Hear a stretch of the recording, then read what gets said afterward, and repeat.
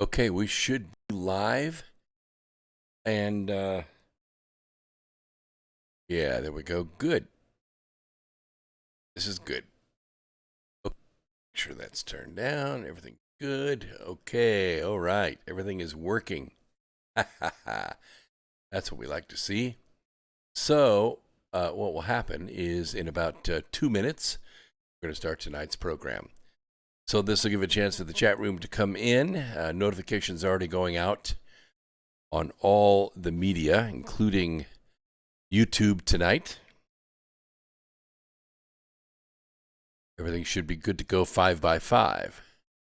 Yes, Brandy Lou is there. Laughter Man is there. Okay, YouTube is working. So now we're just waiting. Yes, there's D Live. Baba Susie's in there. Tony M. Good to see you. We'll be good to go in about 1 minute. We will bring the Truth Frequency Radio Network in.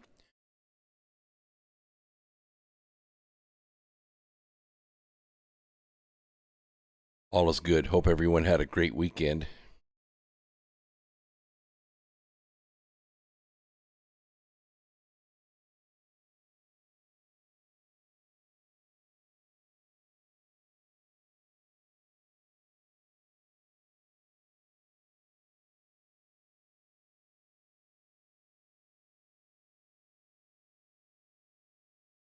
This is the America Free Radio broadcast,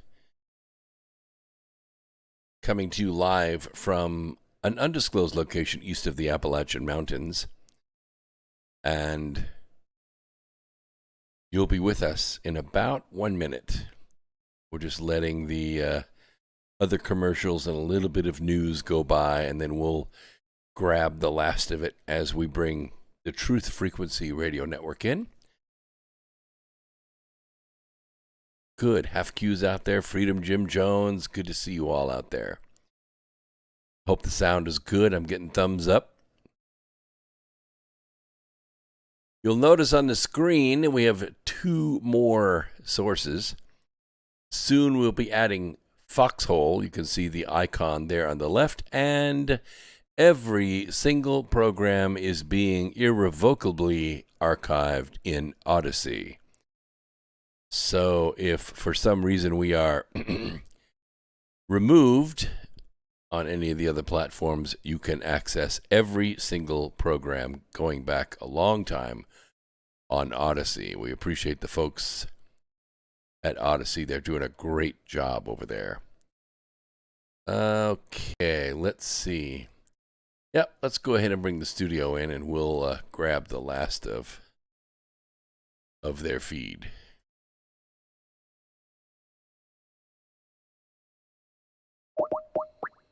McCarthy's backing Representative Elise Stefanik as Cheney's replacement. Any member can take whatever position they believe in. That's what the voters vote on the individuals, and they make that decision. What we're talking about is a position in leadership. We are in one of our biggest battles ever for this nation and the direction whether this next century will be ours. Conference chair, you have one of the most critical jobs of the messenger. McCarthy on Fox's Sunday Morning Futures. Jordan says it will step up international pressure on Israel to stop what it called barbaric attacks on worshippers in Jerusalem's Al-Aqsa Mosque. Israeli police and Palestinians have clashed repeatedly during the holy month of Ramadan. America is listening to Fox News.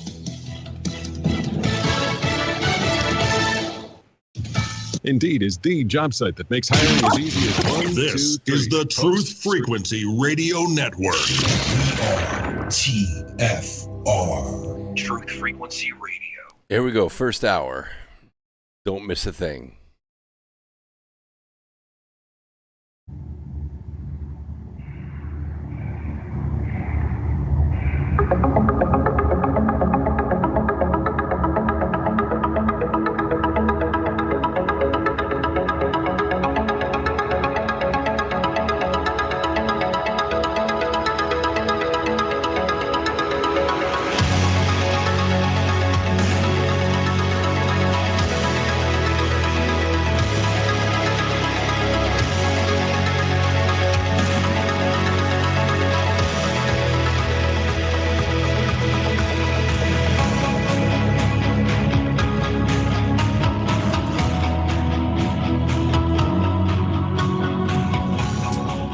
And greetings, Earth Explorers. Welcome to X Squared Radio. I'm your host, Brooks Agnew, coming to you live from an undisclosed location east of the Appalachian Mountains.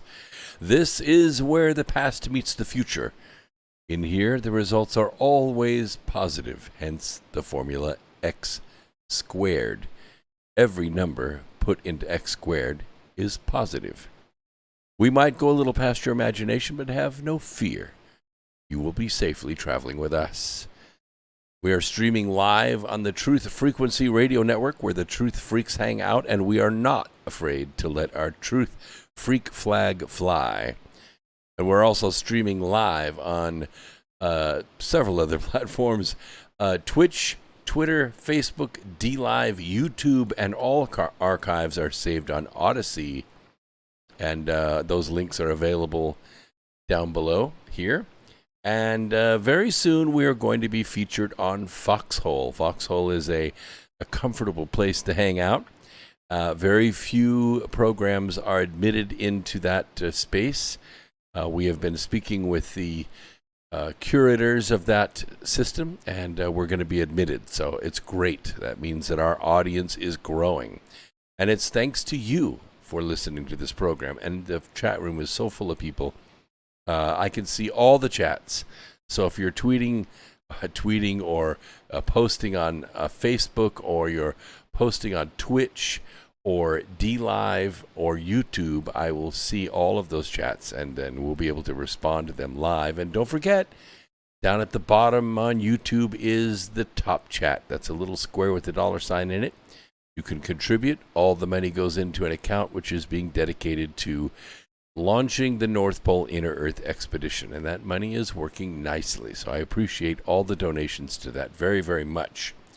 Let's get started. We have a lot of news to go over tonight. And by the way, I keyed in on Baba Susie telling us about the pastor in Canada who had initially videotaped and posted ejecting the mask police from his church. They just embarrassed them and ordered them out of the church, so they left. Well, today they caught him coming home from church on a busy highway. They made him get out of the car, kneel on the busy highway, and handcuffed him and hauled him away. So the masked police in Canada mean business. Be careful up there. Let's get started. We have a brand new report on ivermectin. You know that we have talked about several prophylactics that you can use on this program, fenbendazole and ivermectin. There's a peer-reviewed study. You fact checkers can check it, because I'm going to leave the link in my notes, which you can access by going to my website. Easy enough. Let's see, I think I can show you that really quickly, just so you know how to do it. Hang on one second here. Okay. And we're going to change screens here just so you can see how to do this. It's important that you know how to do it. Okay, here's my website. It's americafreeradio.com or xsquaredradio.com. You can get to it many, many different ways. If you scroll down a little bit right here, see, here's the Truth Frequency Radio box. This is where we are tonight, Sunday night, 8 to 11. You see where it says Show Prep Notes? You can click that, and it will take you to a web page which has listed the last 4 years, 2017, 18, 19, 20, and so far in 2021. Let's say you missed a program, or you saw a video of mine from 2020. So we go back to 2020. You click on this, and it pulls up a calendar of all the Sundays in 2020. There they are. So let's get pretty close to this one here, May 10th. It's May 9th today, but this is May 10th in 2020. If you click on that, it's going to take you directly to a Word document. You can then save that Word document, or open it if you like, and you can read the 30 or 40 or sometimes 50 pages of notes that I used to prepare that program. All the links and everything are in that. So you can access that right from here. Very, very neat feature for you. And all that is available at americafreeradio.com. Easy to do. If you haven't been to this website, you should go to it. Every day when you sign on, you should click America Free Radio and then go wherever you're going to go. And that way it helps build our traffic too. All right, let's get back to our news because we have a lot to go over here.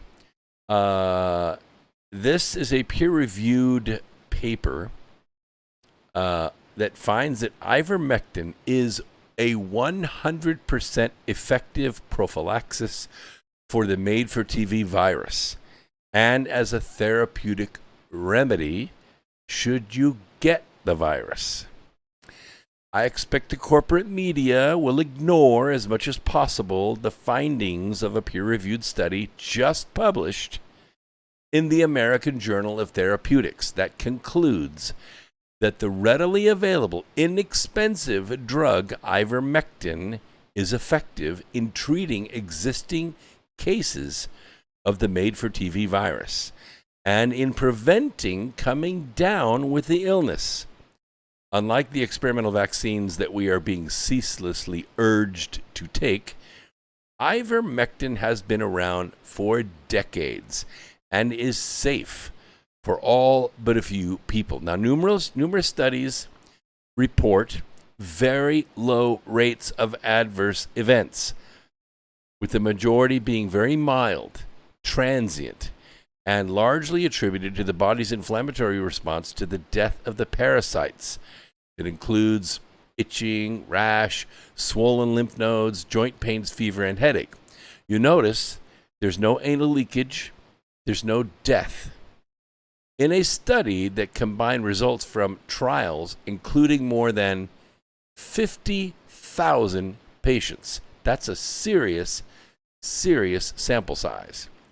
The serious events occurred in less than 1% and largely associated with administration in Loa.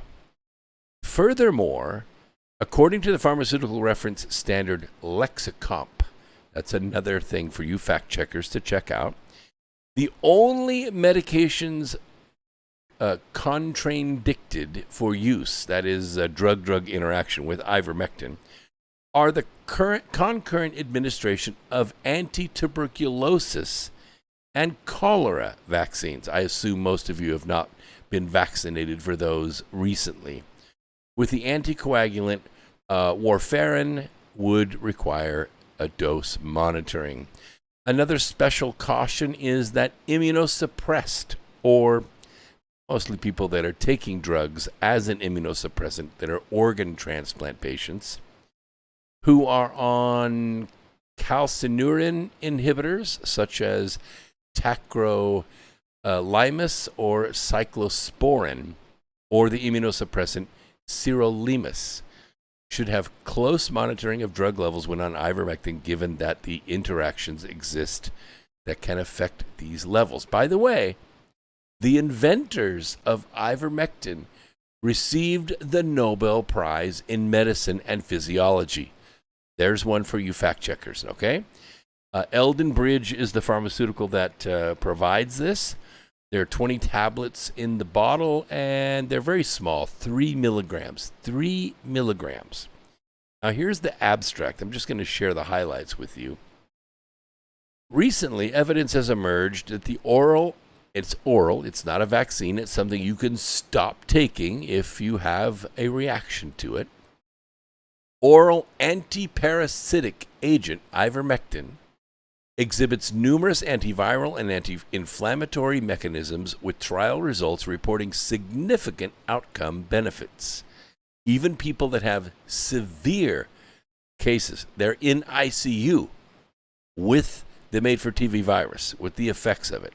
You can take ivermectin orally, and it will whip the hell out of that virus. Given some have not passed peer review, several expert groups, including UNITAID, World Health Organization, have undergone a systematic global effort to contact all active trial investigators to rapidly gather the data needed to grade and perform meta-analysis.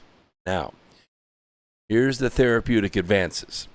a large majority of randomized and observational controlled trials of ivermectin are reporting repeated large magnitude improvements in clinical outcomes. These are people that have the symptoms. Numerous prophylaxis trials demonstrate that regular ivermectin use leads to large reductions in transmission. That means you don't get it and you don't infect other people.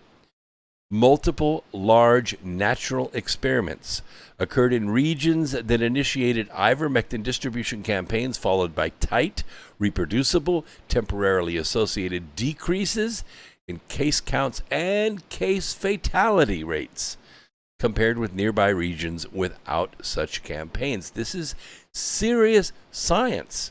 Follow the science. Now, meta-analysis based on 18 randomized controlled treatment trials, which, by the way, is a whole lot more than any of the vaccines have undergone. Human trials of ivermectin in made-for-TV virus has found large statistical significant reductions in mortality, time to clinical recovery, and time to viral clearance. Cured. It's a cure. Furthermore, results from numerous controlled prophylaxis trials report significantly reduced risks of actually contracting the made-for-TV virus with the regular use of ivermectin. Now, here's the conclusions of the article itself. Because of the urgency of the made-for-TV virus and its public pandemic, and in response to the surprising and persistent inaction by the leading health organizations, the British Ivermectin Recommendation Development Panel was recently coordinated by the Evidence-Based Medicine Consultancy Limited to more rapidly formulate an ivermectin treatment guideline using the standard guideline development process followed by the World Health Organization. Yes, you heard me right. The actual World Health Organization. The same one that said that hydroxychloroquine was bad for you. Made up of a long-time research consultants, including the World Health Organization. They convened both a steering committee and a technical working group that then performed a systematic review and meta-analysis. And it turns out that on February 12th, 2021, this is just a couple of months ago, a meeting was held that included an international consortium of 75 practitioners, researchers, specialists, and patient representatives representing 16 countries and most regions of the world. Do I have your attention yet, you fact checkers? The Recommendation Development Panel was presented the results of the meta-analysis of 18 treatment and 3 prophylaxis studies, including more than 2,500 patients. These are actual patients that had the made-for-TV virus, along with a summary of the observational trials and the epidemiological analysis related to regional ivermectin use. After a discussion period, a vote was held on multiple aspects of the data on ivermectin according to the standard WHO guideline development processes. Here's the key statement. The panel found the certainty of evidence for ivermectin's effects on survival to be strong, and they recommended unconditional adoption for use in the prophylaxis and treatment of the made-for-TV virus. It doesn't get any more clear than that.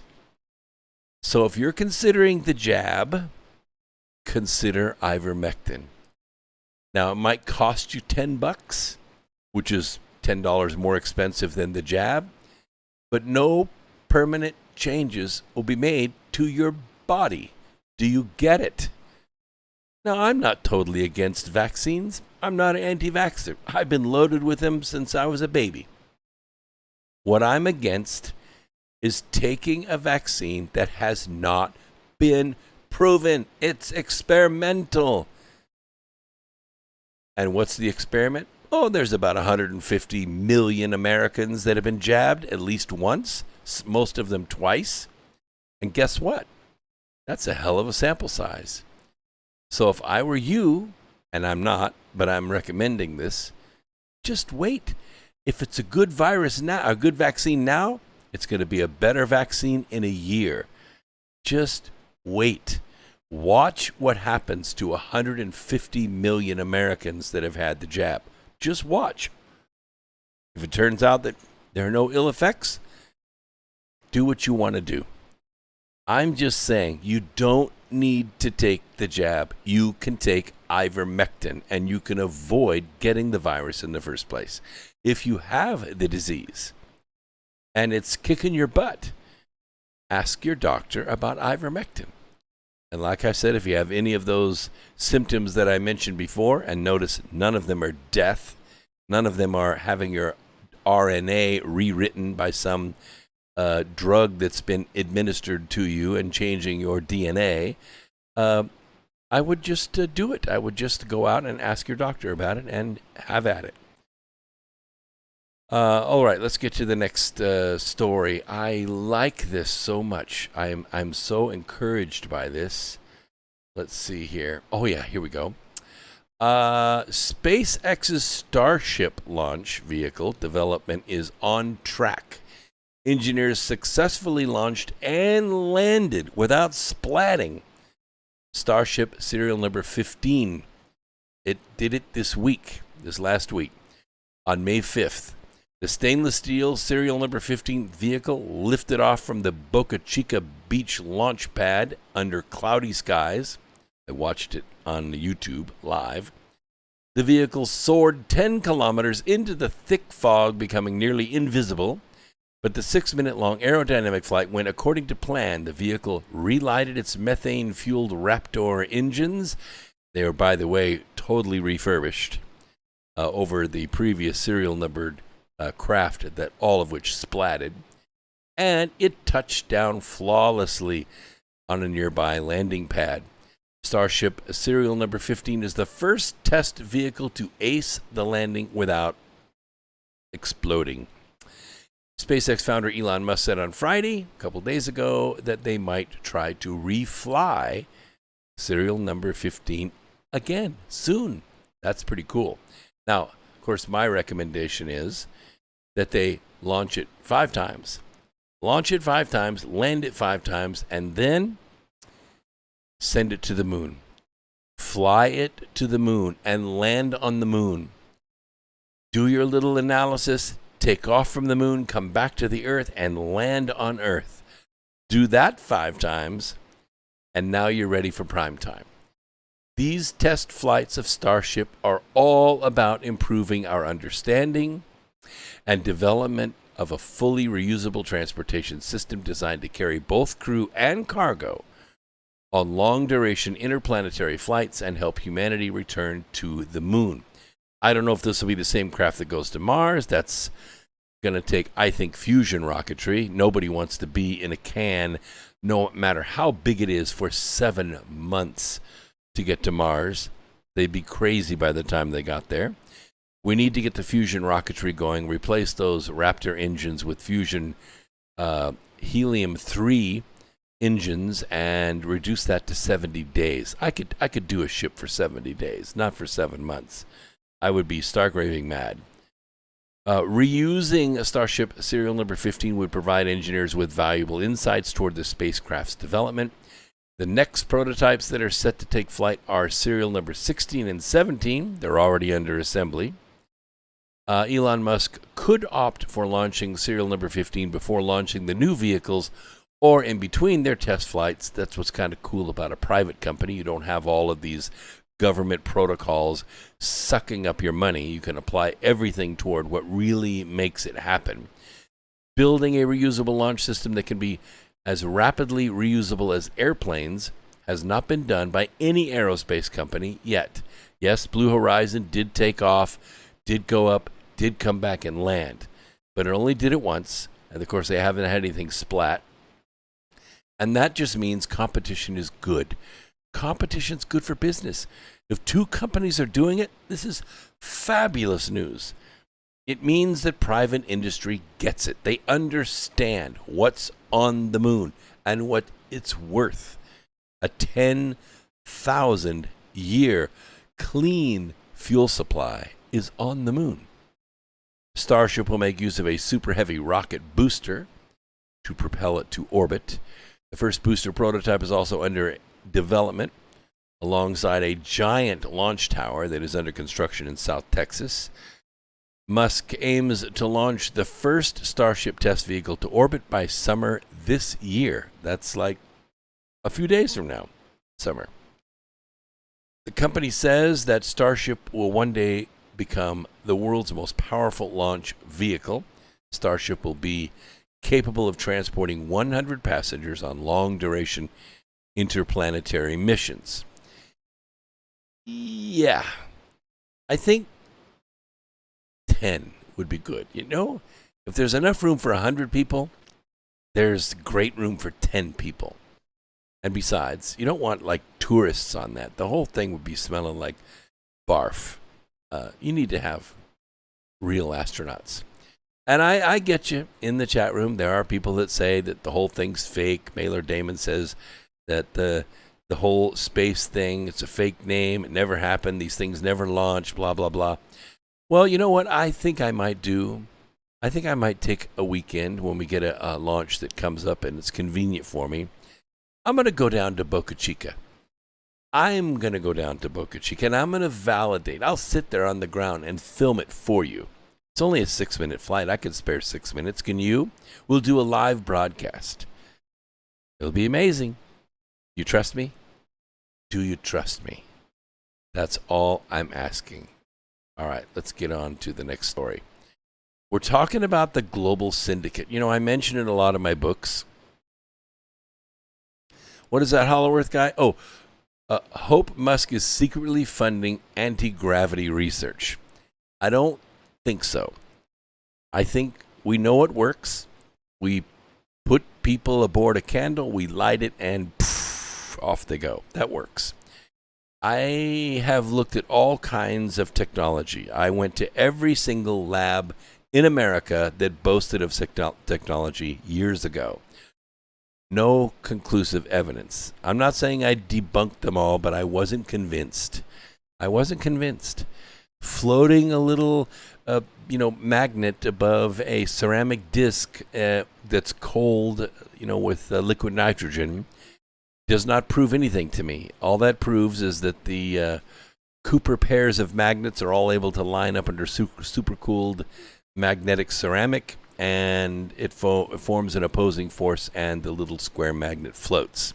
That is not anti-gravity. That's anti-magnetism. It's not the same. Anti-gravity is going to have to be a gravity lens. You understand what that means?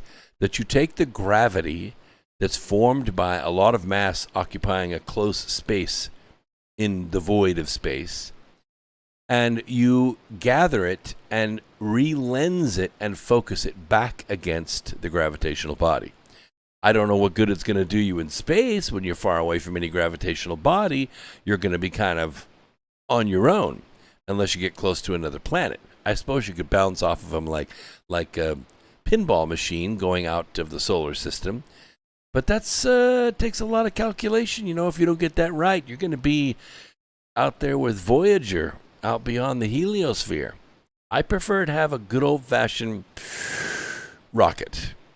Something that you can direct the blast, turn it on, fire it for 10 seconds, and turn it off. And you know where you're going, and you know when you're going to be there. Just interesting. What is that, Mark? Did you happen to go to a little of lab in Palmdale, California? No, not Palmdale. Not Palmdale. There was no publication of anything in Palmdale. I did go to Santa Monica, California. I went to Silver Springs, Maryland. I went to Ohio. I went to Texas. I went to places in Tennessee. I looked at all their technology. None of it worked. I even went to Amsterdam. Looked at the top build top 4 technologies in the world. They're household names. I'm not going to mention them. None of it worked. It was all fake, all fakery, all trickery. It didn't work. Elon Musk is a fake name? Well, I'm sure his mother would be very surprised to hear that. All right, let's talk a little bit about the Global Syndicate. I talk about it a lot in my trilogy, the Birth Trilogy, and in my book, Charm of Favor. That the books don't really go together. Quick, hang on a second. Got to send TFR to its 3-minute break while they run their commercials. We'll start this story. Let me take a quick sip of water here. What else is that? Holloway's got too much work to keep them silent and not possible. I don't know. There's a lot of money out there.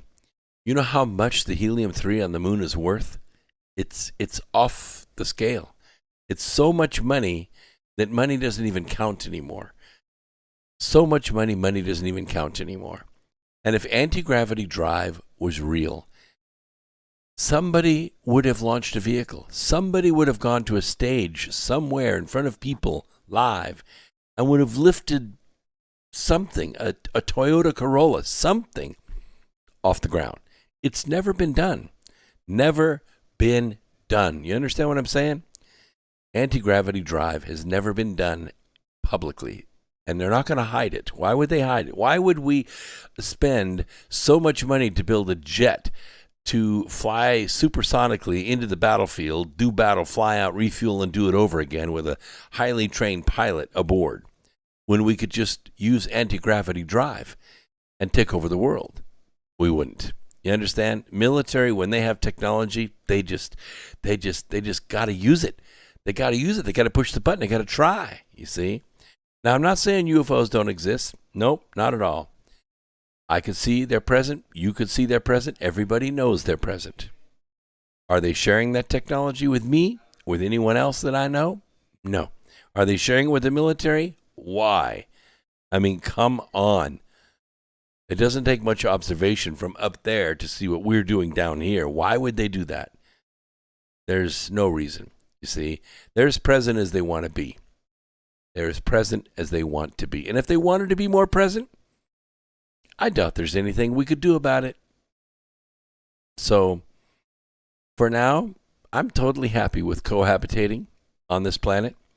With them, 100,000s of them a year flying around. No one can touch them. No one can find them. No one can see them on the ground. No one talks to them. No one communicates with them. They run away from a F-18 Super Hornet like a Harley runs away from a Honda. Okay? It happens every day. I'm totally happy with them cohabitating on this planet as long as they stay out of our business. You understand? Yes, exactly. All right, Global Syndicate. Let's see. I want to make sure that we're not running out of time. We got about 40 seconds, and we'll bring TFR back in. I don't want to start this story without them. Truth Frequency Radio listeners are loyal. Truth Frequency Radio Network is in the top 10 on TalkStream Live. TalkStream Live is the way all the majors go out there to people on a podcast radio. Blaze TV is there. CNN is there. Everybody's there. And TFR's number 10. That's not bad in the top 10. That is not bad. Chris and Cherie have done a great job building that network and their staff. Don't forget Lucky. She does a great job out there. All right, let's go ahead and bring TFR back in. A little bit of intro music. America's evil genius, Travis Cook, on truthfrequencyradio.com.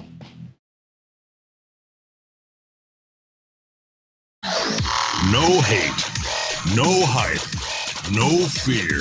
We are TFR, your protection from deception.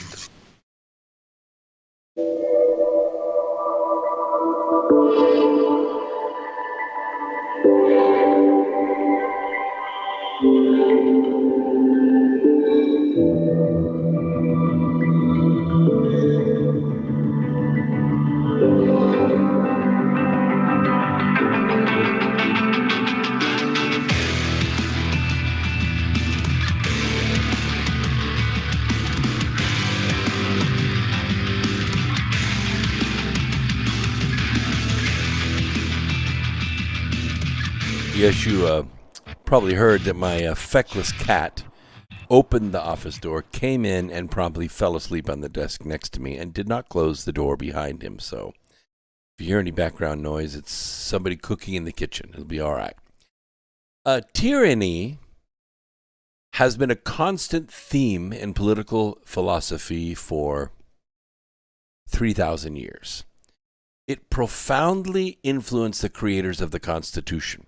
We write about it in the Birth Trilogy extensively. And it's an important purpose of which is to forestall the tyranny that destroys political freedom.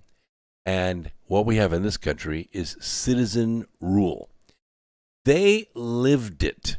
They escaped it by coming to the frontier and forming a new nation whose government would serve under the authority of us, not the crown. A republic can only survive by force. It's true.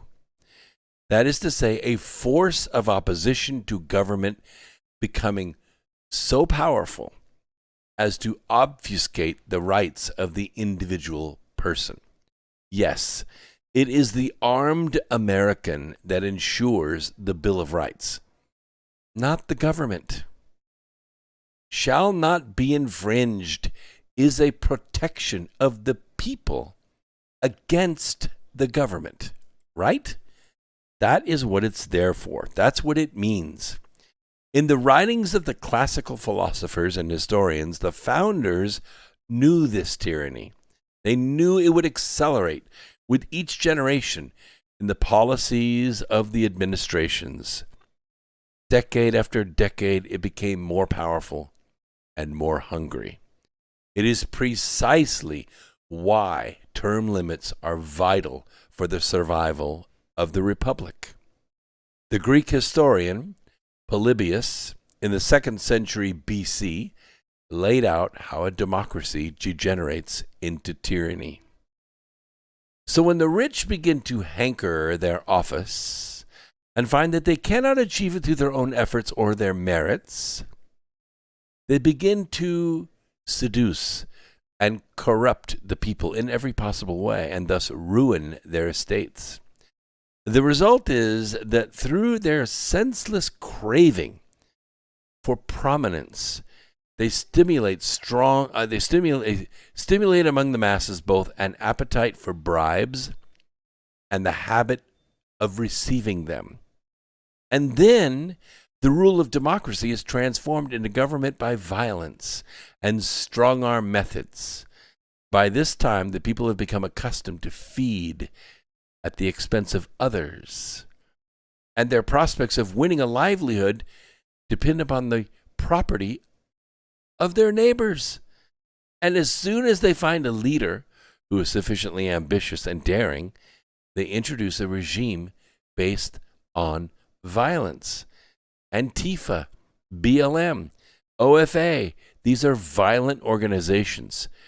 They burn your buildings. They smash your windows. They pull you out of the car and beat you senseless. They rape you. They rob you. They pillage you.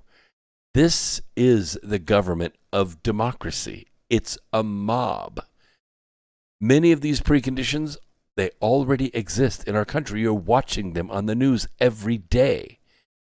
Since Roosevelt's New Deal and his setup of the agency government, I call them the agency government because before Roosevelt, they were minimal, barely a cabinet. After Roosevelt, they began to expand exponentially. Now we have over 650 agencies, departments, bureaus, and administrations that feed off of us. And they're self-perpetuating. They never go away. They never get smaller. Their budgets get bigger every year. They spend every single dime of tax money that we send to them. They tax us. They fine us. They charge us fees. They confiscate our stuff, take police actions against us. And they pass laws. And yet we have no representation in that government. That, Earth Explorers, is tyranny. It is tyranny. We call them entitlements rather than bribes funded not by violently seizing the property of the rich, but by annually redistributing $1.6 trillion of your wealth to the upper middle class and the rich through the federal income tax. Indeed, the top 1% of all the earners pay 40% of the income taxes.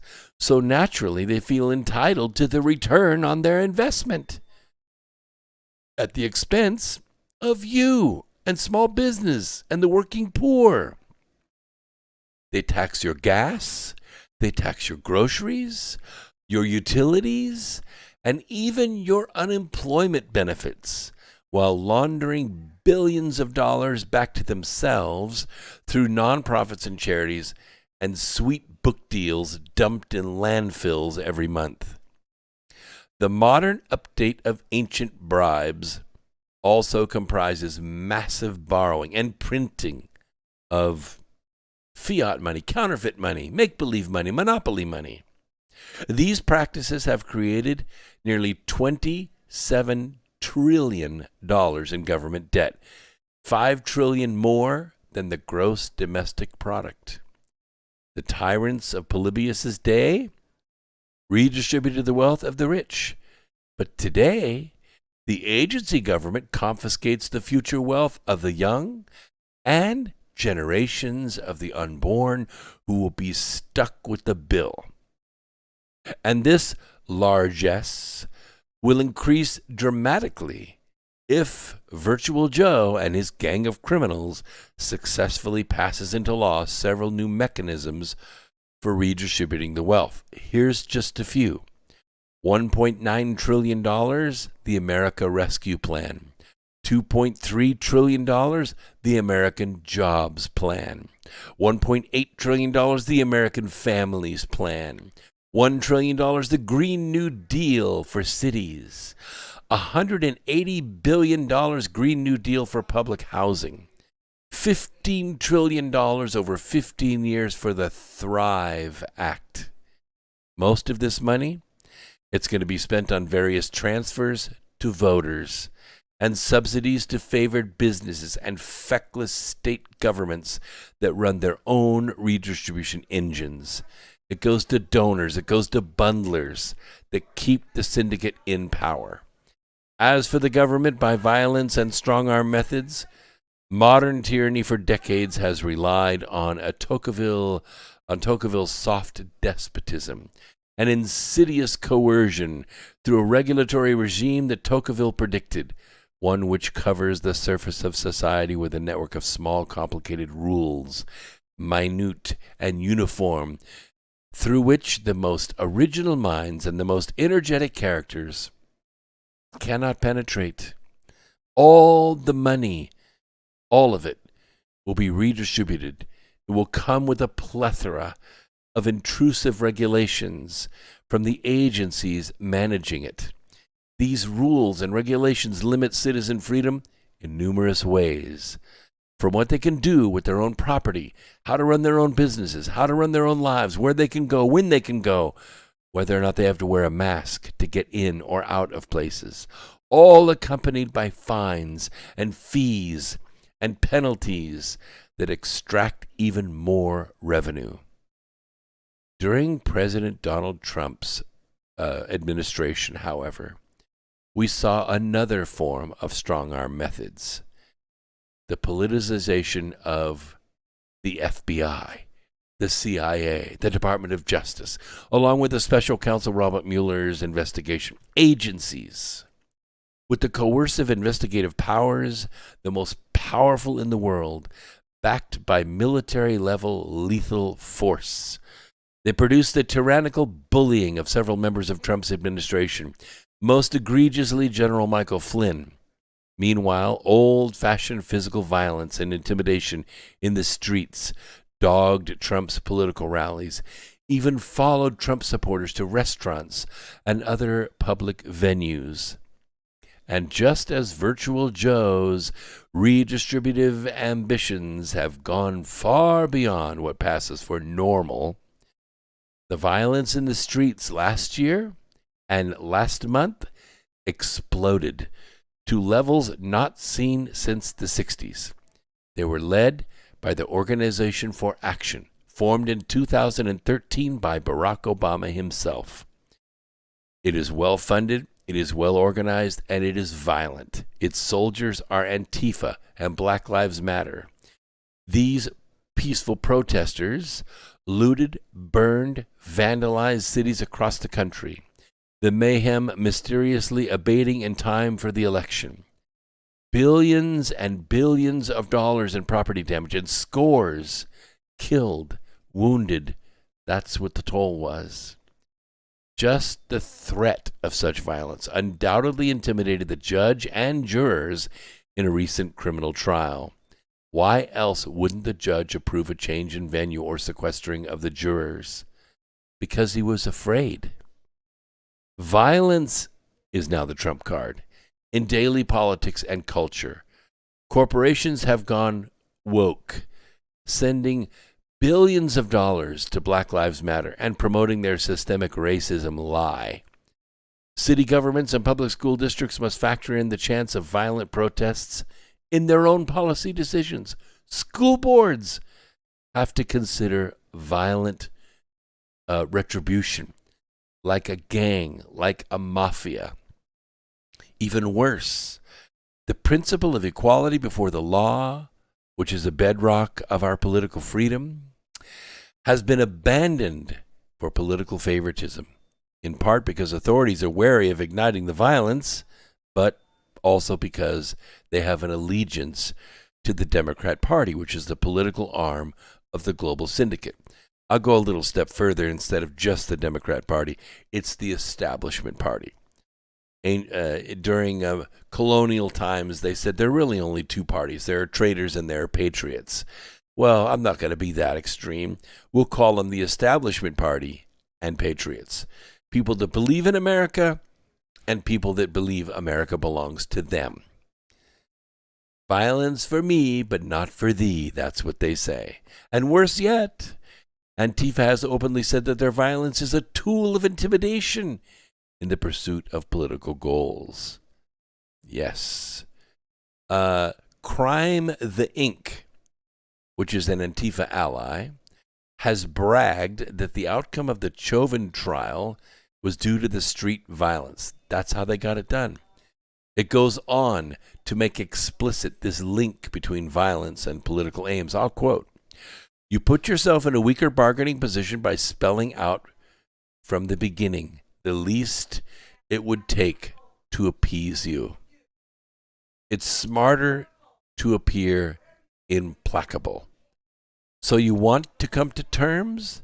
Make us an offer. In the meantime, we'll be here, blocking the freeway, setting things on fire, breaking windows, smashing heads," close quote.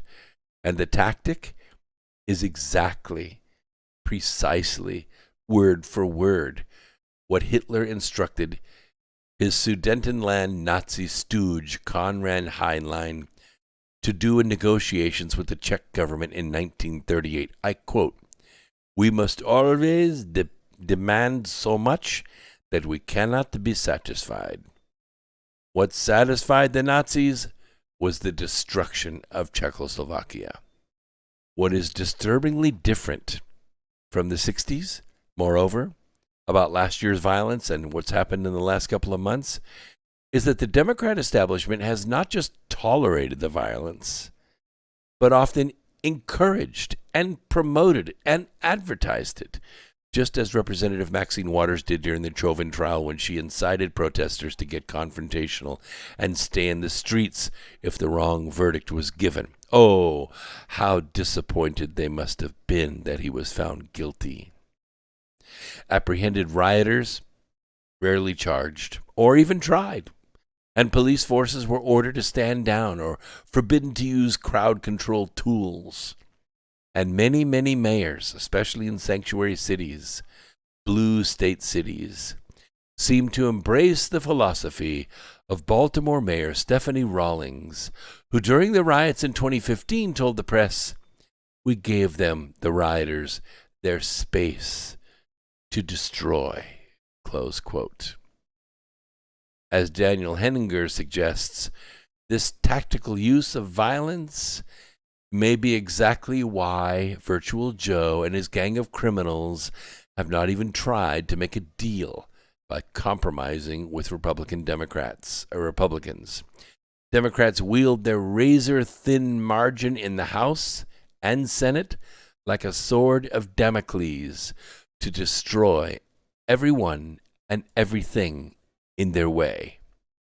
Virtual Joe wants to bully you into accepting the global syndicate's policies, written by think tanks and Marxist academics.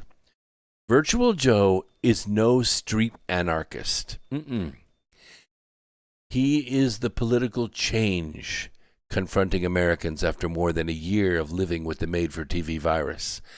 Constant anti-police protests, migrants streaming across the southern border, D.C. statehood blowing up the legislative filibuster, packing the Supreme Court, and some $6 trillion in new federal spending.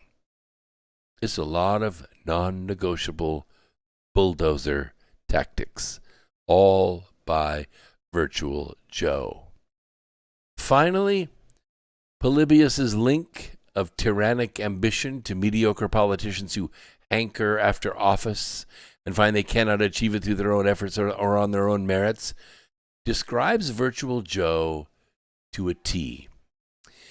This 1960s politihug is a long-time senator with few legislative achievements he will still own, a vicious pit bull on the Senate Judiciary Committee where he shamelessly demagogued Robert Bork and Clarence Thomas, a plagiarizer, and an unseemly harasser of women and children. He's a two-time loser in his bid for the presidency, and not just a loser, a 1%er, as in 1% of the vote. He's a fabulist and a grifter who monetized the office of vice president to enrich him and his family. And a lightweight, so light that his own boss, Barack Hussein Obama, said, and I quote, "Don't underestimate Virtual Joe's ability to fuck things up," close quote. Only a pandemic, disruptive lockdowns, placing the American people in solitary confinement behind a face diaper, and the Democrat primary threat of socialist Bernie Sanders, along with a probably fraudulent election and a groveling media running interference, could get such a meritless mediocrity into the Oval Office. If Virtual Joe and his gang of criminals are successful at leveraging this street violence for political gain, the century-old progressive dream of transforming our constitutional republic into a tyrannical technocracy will be much closer to fulfillment. Our country much closer to elimination, and our government much closer to a regime based solely on violence. On that dismal day, we won't be able to say that we hadn't been warned. Warning's been out there for over 2,500 years. The same people who crucified Christ attempted 3 times by military action on this continent to destroy our nation, smashed the middle class in 1929 and destroyed the Twin Towers. They're still in power. They're still trying to remove freedom and liberty from the earth forever. What do you say? We stop them. I'm down with it. All right. Let's lighten that up a little bit. We'll talk about some physics.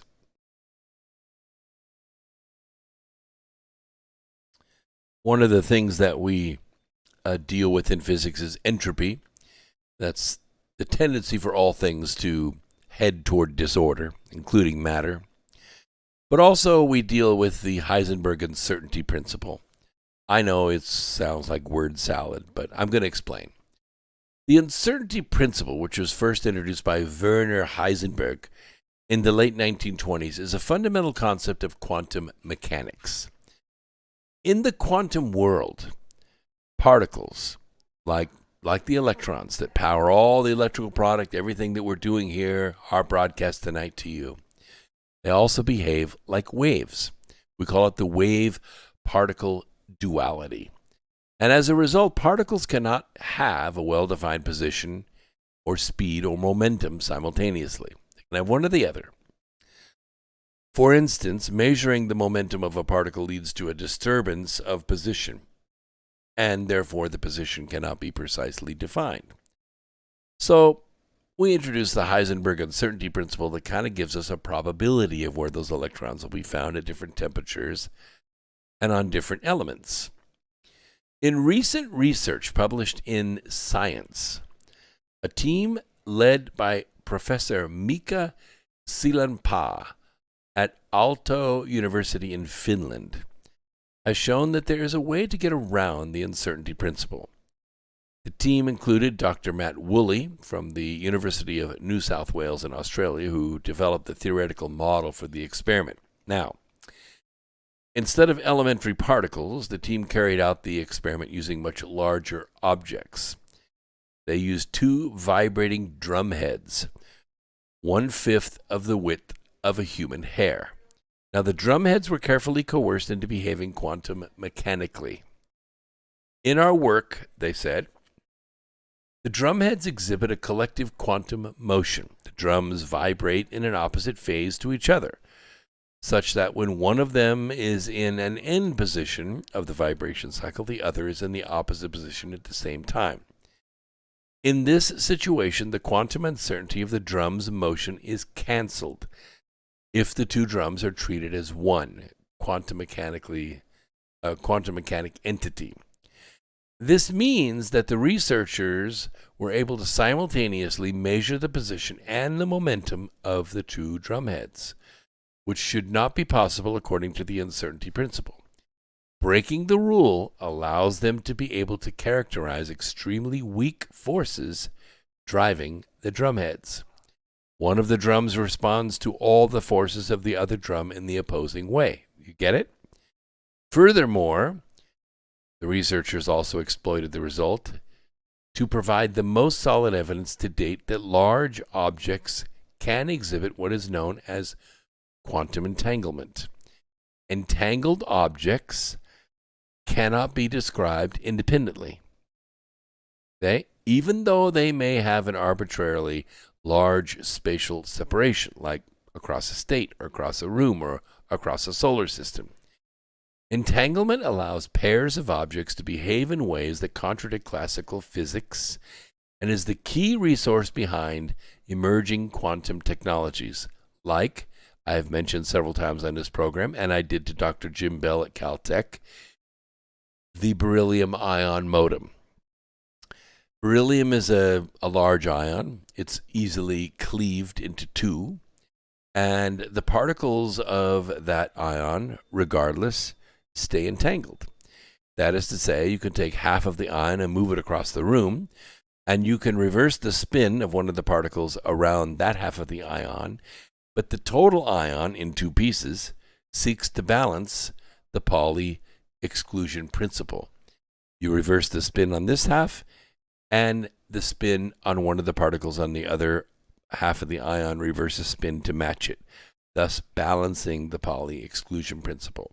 We don't know why, it just does it. Now, in macroscopic objects, quantum effects like entanglement are very fragile and are destroyed easily by any disturbances from their surrounding environment, like noise cancellation technology. That's a similar kind of effect. In other words, if you're hard of hearing and you're in a restaurant and there are other people talking, and you're trying to listen to the people that's sitting across the table from you that are speaking to you, it's difficult to hear them because the other people in the restaurant are also issuing sound waves in roughly the same frequency. And those sound waves are interfering with the sound waves that you're trying to listen to destructively. That is to say, they're running into those waves and they're attenuating them, like noise cancellation does in your headphones, or when you're driving in your car and you get to freeway speeds, sometimes you have to turn your radio up because the sound of the wind and the road and your motor are creating sound waves inside your car. And those sound waves are destroying or canceling out the sound waves coming from your speakers. So you have to turn the sound up. And then when you get off the freeway and come to a stop at the stop sign or stoplight at the end of the freeway, you have to turn your stereo down. It's too loud. Why? Because all the noise cancellation has gone away. So your surrounding environment can make these measurements very fragile. In the future, the research group is going to use these ideas in laboratory tests aimed at probing the interplay of quantum mechanics and gravity. It may, and I'm using with a small m, it may open the window toward anti-gravity. The vibrating drum heads may also serve as interfaces for connecting nodes of large-scale distributed quantum networks.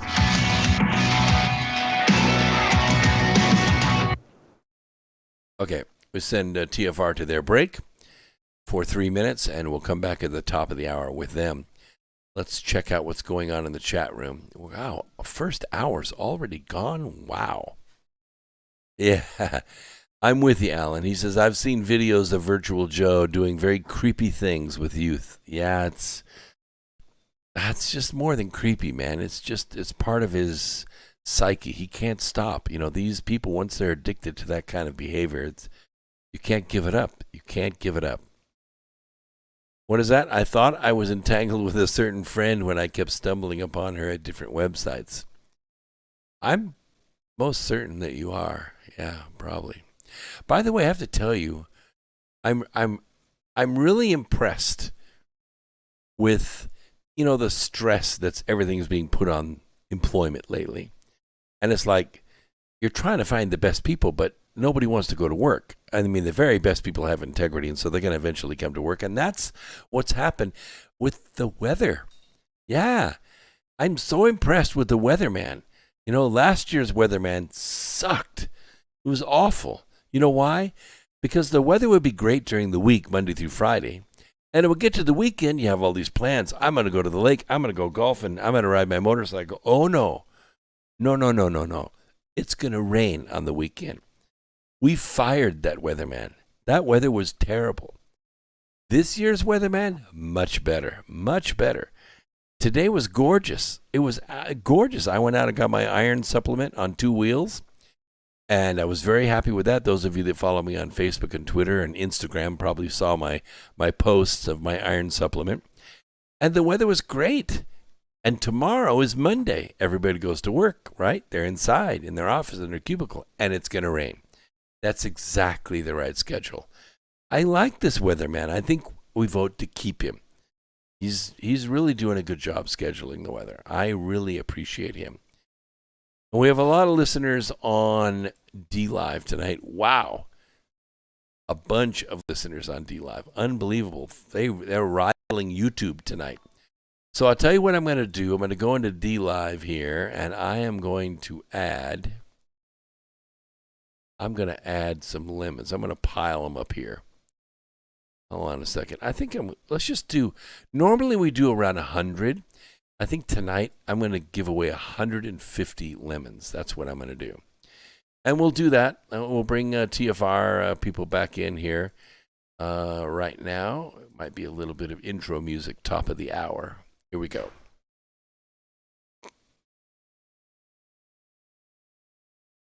No. Okay, so the intro music's already gone.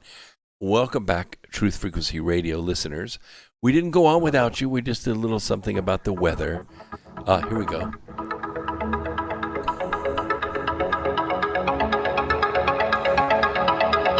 Hour 2.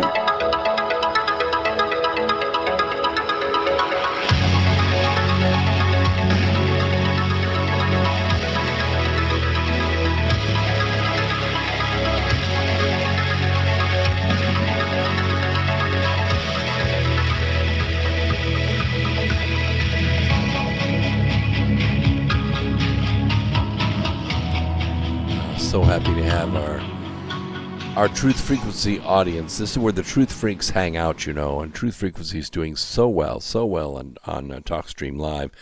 TalkStream Live is a big clearinghouse for all of the podcasters out there, and Truth Frequency Radio Network is in the top 10, so we're really pleased with that. So in this hour, in this half hour, we're going to give away some lemons on D Live, so call up your friends because we're going to give away a slug tonight. It'll be good.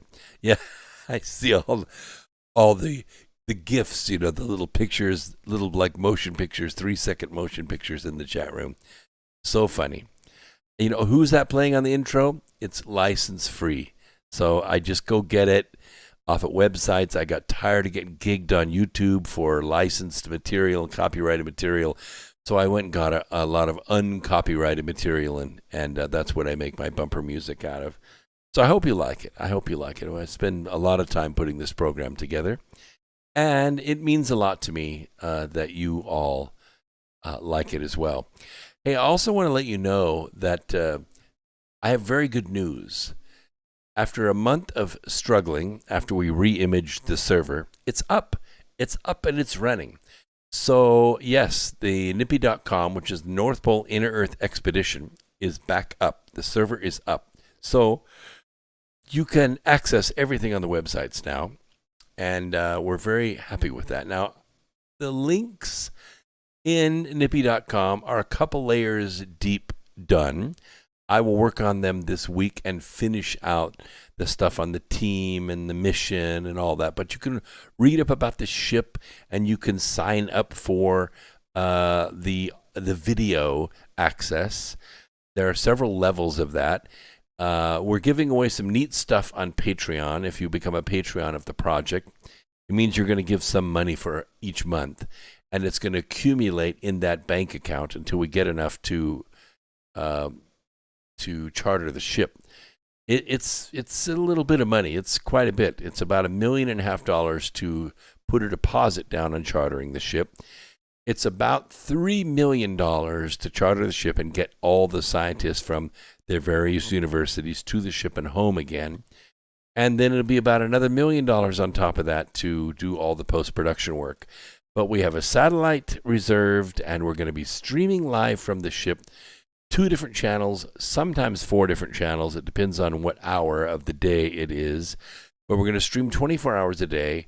And people that sign up under NIPPY, under the North Pole Inner Earth Expedition.com, they're going to be able to watch that pay-per-view during the expedition. So you can go with us without all the seasickness and high seas and staying up 24 hours a day because there isn't any sunset for 15 days. The sun is up for 15 days. It's going to be very cool. And it's on for the summer of 2022, which means that by October of 2021, we have to have the deposit ready. Now, that means $1.5 million sounds like a lot of money. It is a lot of money. Don't listen to anybody who says that's not a lot of money, because it is. But it takes about $60,000 to run a GoFundMe campaign. We're reasonably expectant that we can access our 40 million fans. 40 million, that's a lot of fans of the North Pole Inner Earth Expedition around the world.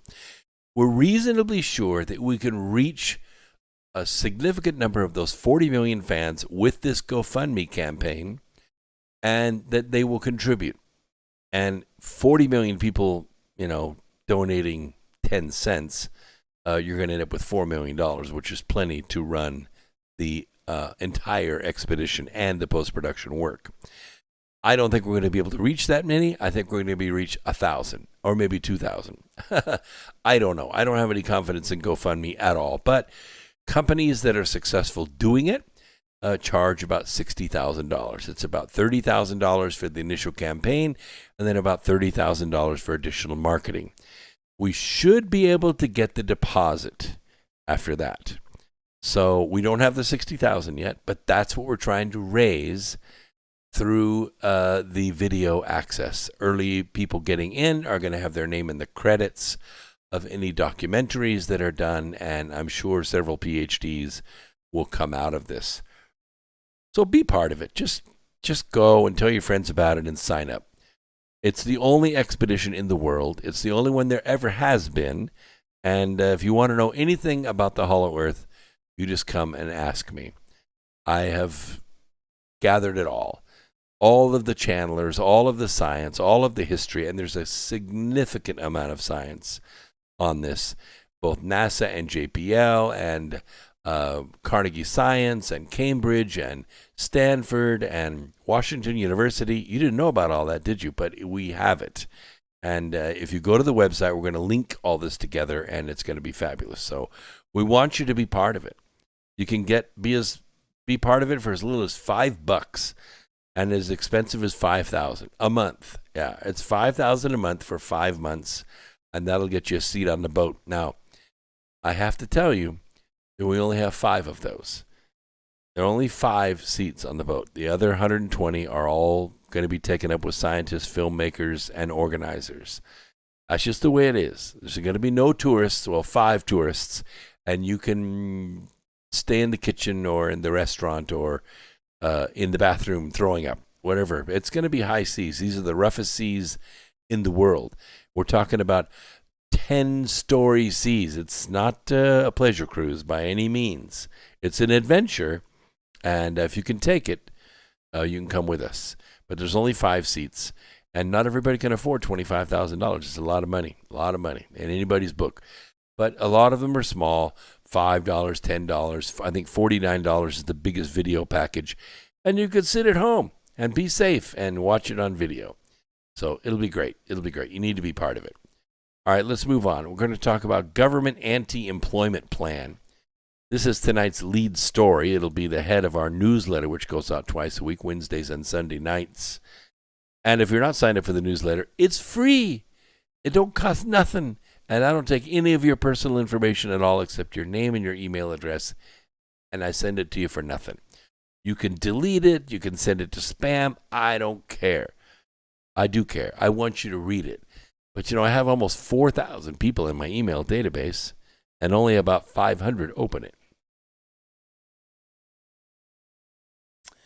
That's a little better ratio than my YouTube subscriptions. I have about 12,000 YouTube subscribers. But if I look at my dashboard right now, we only have 64 people listening live on YouTube. So you see, it's not a very good match there. There's a lot of competition for podcasters. It didn't used to be on Sunday night, but there is now.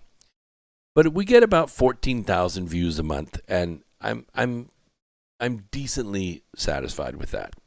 We get our word out, and we get it to people, and we share it with people, and hopefully they wake up. They wake up, and they realize that woke is broke. Okay. The government has an anti-employment plan. For the last 110 days, doesn't seem like a long time, but God, it seems like a long time. Whew. The last 110 days, the jobs reports have been nothing but disastrous. In a colossal and feverish effort to abolish everything Trump, Virtual Joe and his band of criminals have gone full fascist by paying people to stay home instead of letting them go to work. I mean, if you make $15 an hour, 40 times that is $600 a week, right? And that's gross before taxes.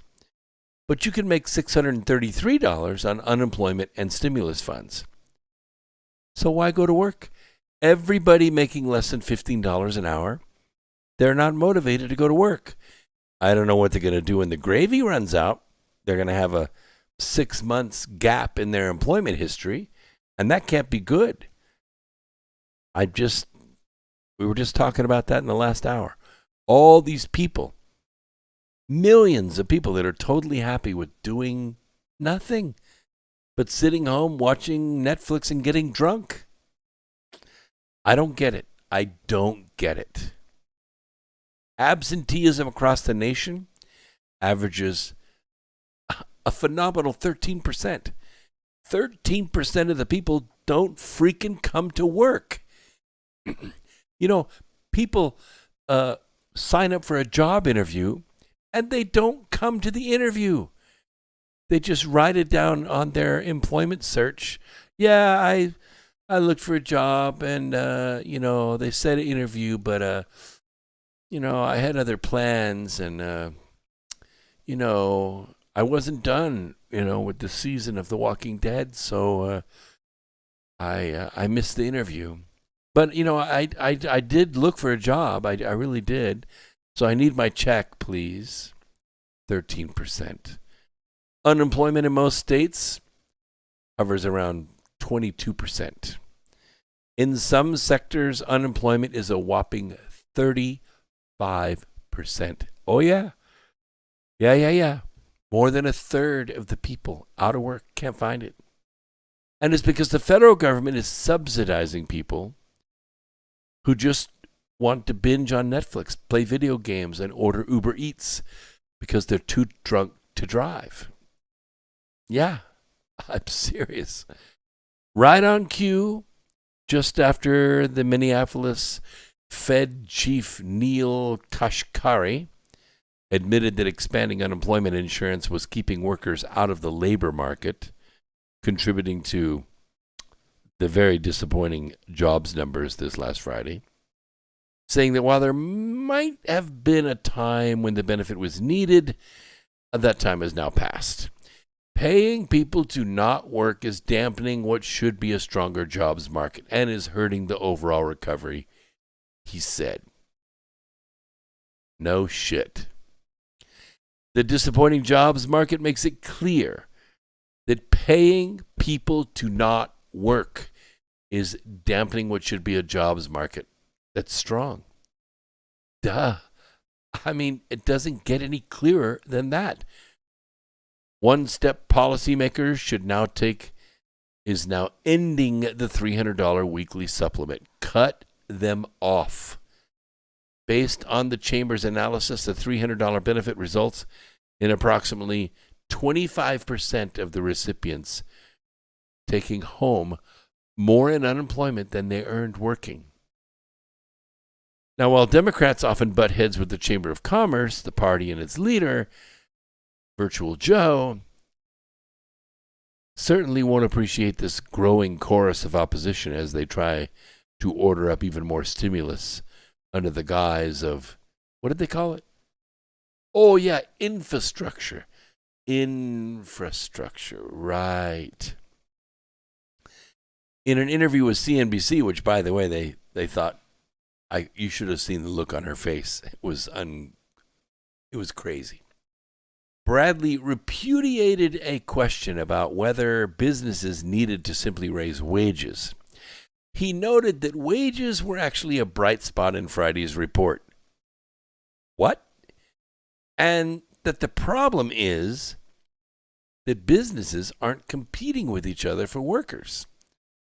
They're competing with Virtual Joe. Virtual Joe has hired all these people to sit at home and buy beer, which is paying workers to sit there and do nothing.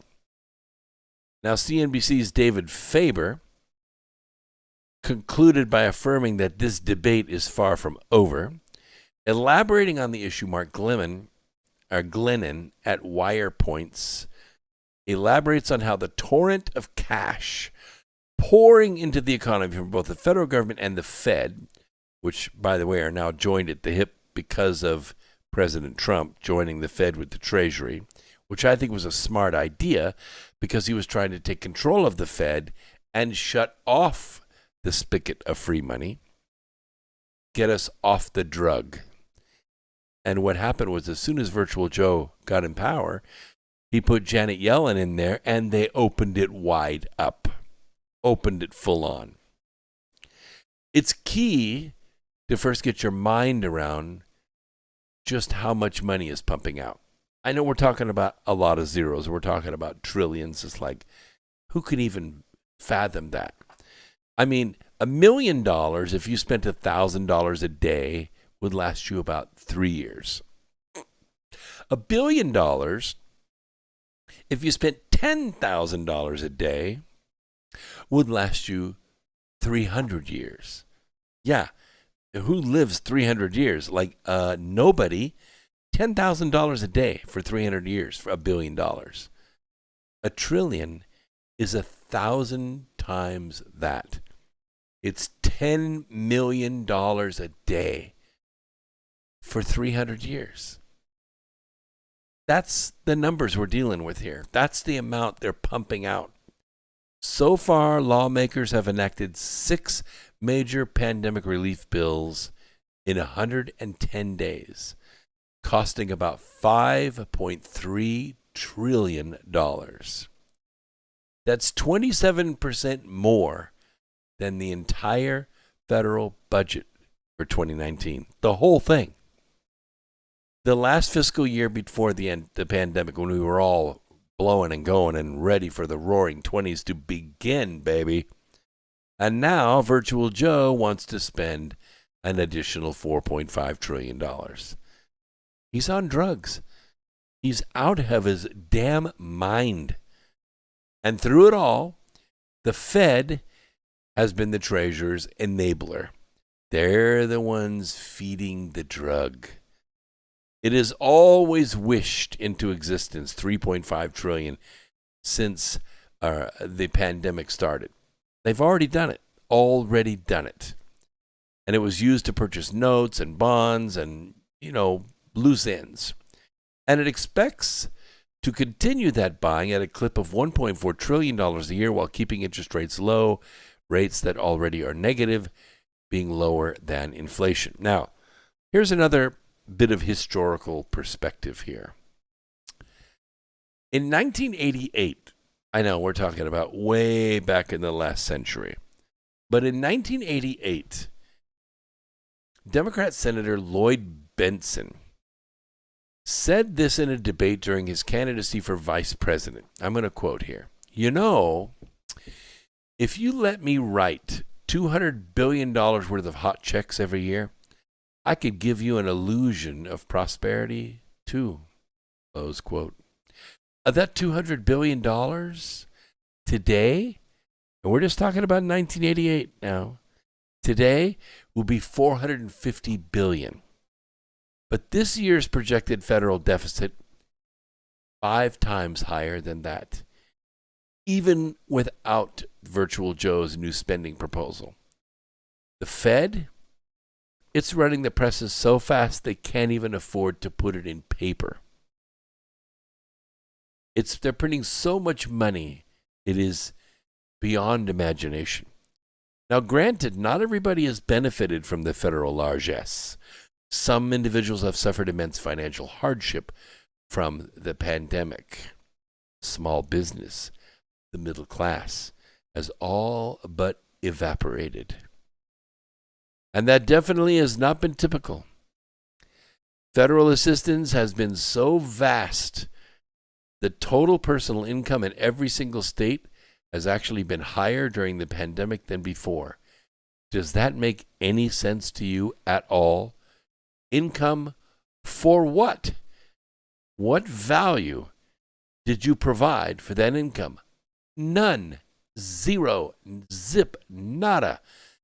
And as a Pew Research report put it, the sharp increase in government transfer payments more than offset a slight decline in inflation-adjusted earnings, which include wages from work, plus extra compensation such as employee-sponsored health benefits, as well as business profits. Nor have states and local governments suffered.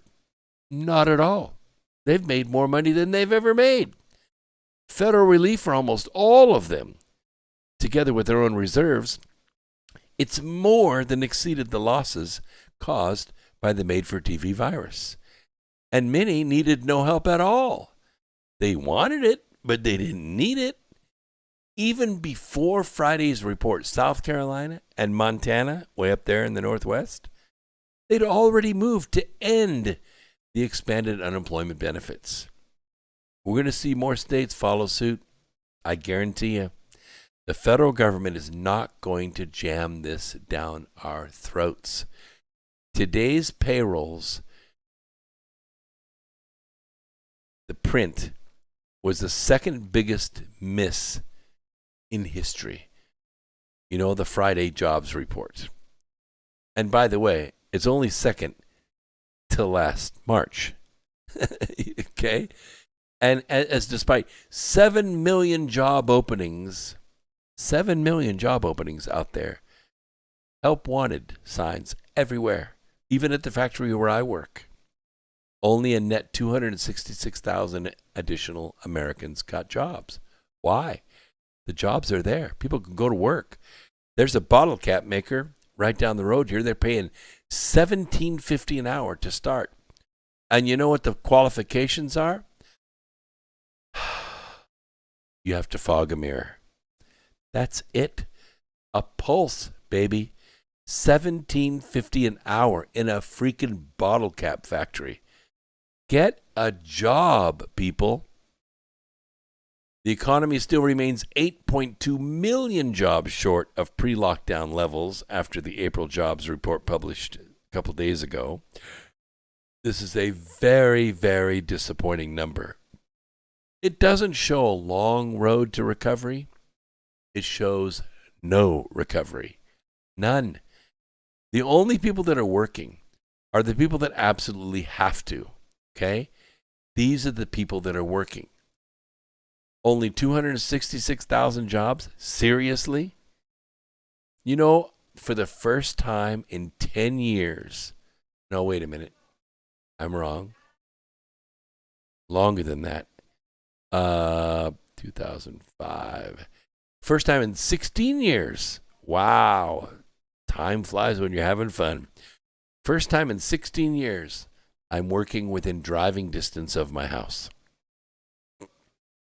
Yeah. I rented a place in Williamsburg, Kentucky. Moved my furniture in, parked my bike on the front porch. I was ready. I lived in that house 5 days in 2007. 5 days. I paid rent every month, but I was working outside of in a small town called Odessa, Washington, for a year.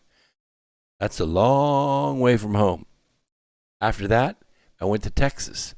After that, I went to South Carolina. After that, I went to Chicago. I haven't lived within driving distance of my home for 16 years. That's how bad the economy has been in North Carolina. It's been awful. Oh, not if you're a banker or a programmer, but if you're a manufacturing engineer, a quality engineer, life sucked. It did. And my kids are here. My grandkids are here. First time in 16 years that I'm home every day after work. It's still an 11-hour day, but being home is way different than being 500 miles away or 200 miles away. I'm just telling you. That's how bad the economy has gotten. Mailer Damon answer, he says, you got a job, Brooks? Actually, no. I'm self-employed, as you can see by my shirt here. Agnew Scientific Consulting, okay? It says the present from the future right there on my shirt. That's my company. I am self-employed. I consult with usually the Fortune 500. I'm working with a slightly smaller company. I think they're in the Fortune 700, one of the 700 top corporations in the world. Sometimes I work for small companies who obviously do need my help but can't afford me very long, so we'll go in and do a short-term cleanup. I did that with a solar panel company in Charlotte, and they went from about $750,000 a year in business to $3 million a year in business. This is what I do. I'm very good at it. And I've created $500 million in additional profits for companies and saved or created over 10,000 jobs in America. That's quite a record. Not very many of me around in the country. Now, I'm really wanting to kind of change my business model. I would like to not have to work 50 hours a week outside the home. I would like to do this. I'd like to speak to you. I would like to share my decades of knowledge and experience and ability to communicate with you and make a decent living at it. Then I have to do that, but this is just a hobby. So I meet with you twice a week on Wednesday nights and Sunday nights, and we talk for a couple of hours, and you like it. And so I enjoy being here with you. That's why I've been doing it for 17 years. That's a long time, isn't it? But I do enjoy it. Okay, TFR is going to take a quick break here in about 20 seconds. Let's see, what else do I need to cover about this? I think I've covered the gist of it. Montana and South Carolina, first ones really taking action on this. We like to see it, but it needs to be more states. I have more election post-selection 2020 news for you. Okay, we'll send TFR to their break. By the way, Illinois-based Portillo's, I don't know if you've ever eaten at Portillo's, really awesome. They have a thing called a fudge brownie shake. Wow. That thing is like 8,000 calories. I don't know. I'm not sure of the calories. You really need to take a nap after you have one, but it's so good.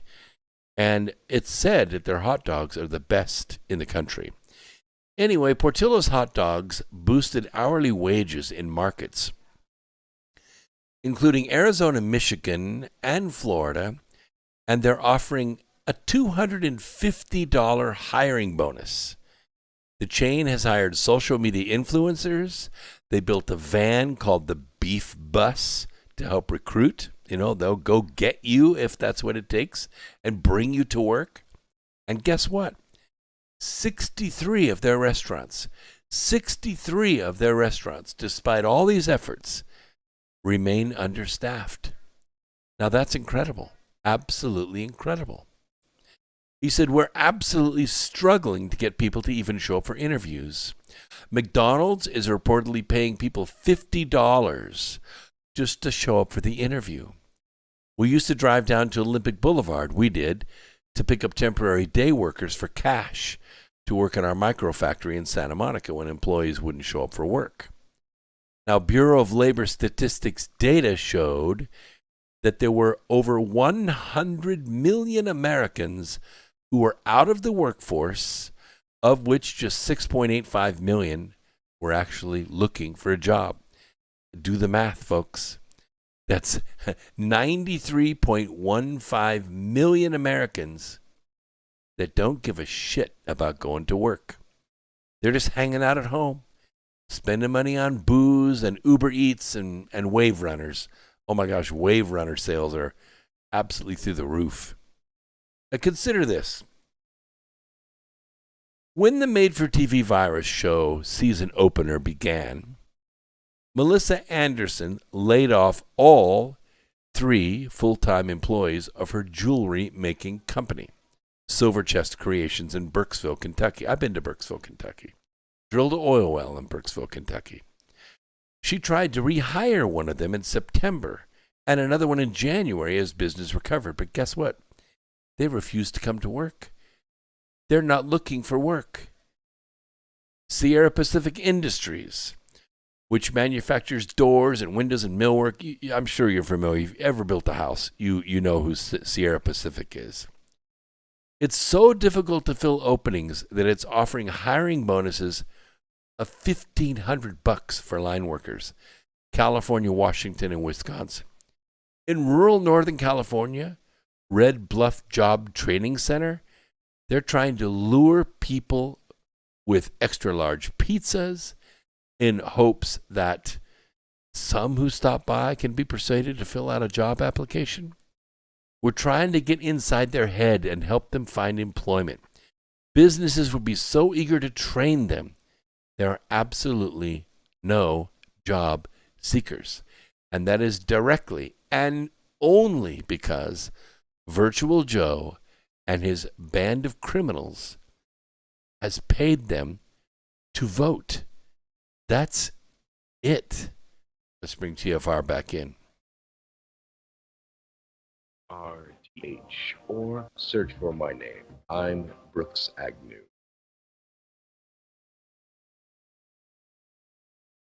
Real people, real radio.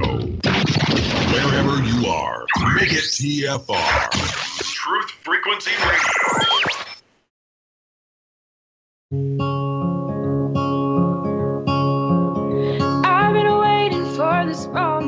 my first breath in.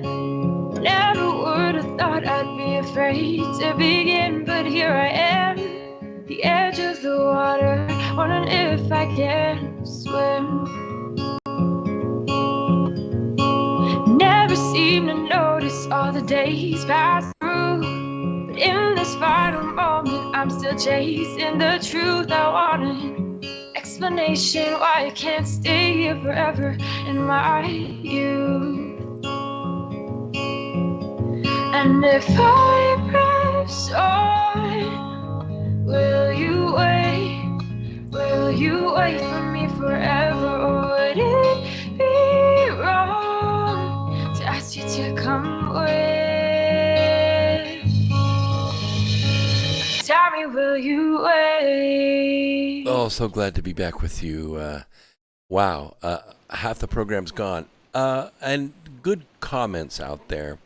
Hollow Earth Guy said it's all part of the reset plan. No one shows up to apply. Increase the demand for robots. Maybe. You know, somebody's got to build the robots, and the robots ain't got no chips. No chips, no robot. Somebody has to program the robots and maintain the robots. Nope, those people don't want to come to work. Nope. We were trying to program a robot the other day to take a simple plastic piece and put it into a nest so that we could pot it with epoxy. Yeah, it's a lot of programming sitting with a pendant trying to teach a robot what to do. Really makes you appreciate the opposing thumb. Ain't nothing like a human being. Human being could load that nest in a fraction the time, at a fraction the cost, if we could get an employee to sit there and do it. And, yes, I like this song too. Wild Bill likes the song. It's a good song. And Steve says, part of their great reset plan to have people dependent on big government, Skynet will kill us all. Yeah, they tried to pull the plug. Robots are a long way off. No, robots are here. We have a formula for putting a robot in place. You know, like we use robots to weld. We use robots to paint. We use robots to apply glue. And we do that because they do it better than humans. They just do. Robots weld better, they paint better, and they apply glue better. But there's a lot of other things that robots don't do better than people. And so we don't replace people, we augment people. We help them turn a screw. We help them torque a bolt. We help them become 100% effective at making good part. So speaking of effective, I'm going to go ahead and give away the lemons now in D-Live. So if you're in D-Live, get ready. Just open your purses because here it comes. We're going to give away some cryptocurrency starting right now. So in about 30 seconds, we're going to find out who the lucky winners are. But in the meantime, I want to tell you about the Manifestation Masterclass. We had our May class yesterday. Not a big turnout. I'm not really sure why. I guess people just don't really care much anymore about achieving their dreams. But the second session of that will be next Saturday. And then in June, we're going to have it again. So you need to get to the website, brooksagnew.com, click on the webinars link, and sign up for the Manifestation Masterclass. And let's get this party started, all right? Get off that unemployment, get back your self-integrity, and take control of your lives. All right, in D-Live, we have 5 lucky followers. Steve Y62 got 47.9 lemons. Wow! Mark Hovsepian, 27.9. The One Jammin, 20.4. Master Damon, 16.4. And Vonnie Kinsey, 13.9. Serious lemons, serious cryptocurrency. That translates to real money. And you can do with it whatever you like, but you can link that to your bank account and turn it into stuff. Great, great cryptocurrency. We really appreciate D-Live and the great job that they do there. Please follow me. It's free. But you could subscribe to me, and then we split the money. Yeah, they're going to charge you about $4 a month. So what? They're going to get a little bit. I'm going to get a little bit, and maybe we get a little bit closer to making this a permanent thing instead of having to consult with the Fortune 500. Not that I don't enjoy it. I do, but You know, I'm a third of the way through my life here on this planet, and I would like to spend the next third of it teaching and lecturing and writing books and speaking to you, if it's okay with you. I don't know what I'm going to do with the last third. I don't. Maybe I'll sell everything, get on my motorcycle, and go on a drinking tour, coast to coast. What do you say? I don't know. We'll see what happens. Oh, by the way, Sierra Pacific, still not having any luck getting people to come to work. And I got to tell you, these are not one-off cases. These are real life, every day. Like we just faced this Friday. We're going to face it again tomorrow. Bloomberg is even reporting on it. They're exposing this striking statistical reality in the U.S. On April 1st, the NFIB, which is the National Federation of Independent Businesses, this is all the small businesses and single location, 1 or 2, 5 location businesses, independent businesses. They reported that in March, a record high percentage of small businesses surveyed said they had jobs they could not fill. Guess what that number was? Oh, no, not 10%. No, not even 20. 42%. 42%. That's Great Depression numbers. That's Great Depression numbers. The average since 1974, which is like just after the earth cooled, 22%. Virtual Joe and his band of criminals have made it where 42% of independent businesses can't find people to come to work. They're competing against these businesses for the same people. So what are they doing? In order to fix the problem, they open the borders.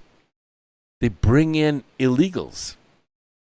Yeah, they're illegals. They don't belong here. They have no identification here, no citizenship. They can't vote. They can't pay taxes. Nothing. It's illegal to hire them. Do you understand what I'm saying? You cannot hire them. It's illegal. You will go to jail. They'll fine you thousands and thousands of dollars for hiring them.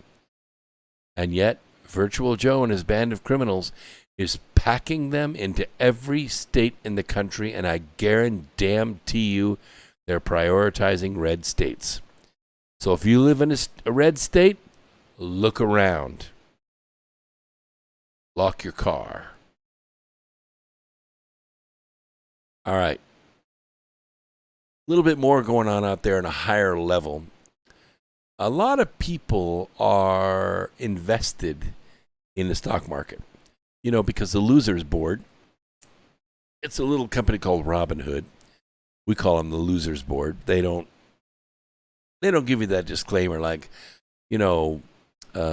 present results are not a guarantee of future performance. Invest wisely. They don't tell you any of that. Just sign up, give us some money, pick a stock, good luck. And it's called the Losers Board.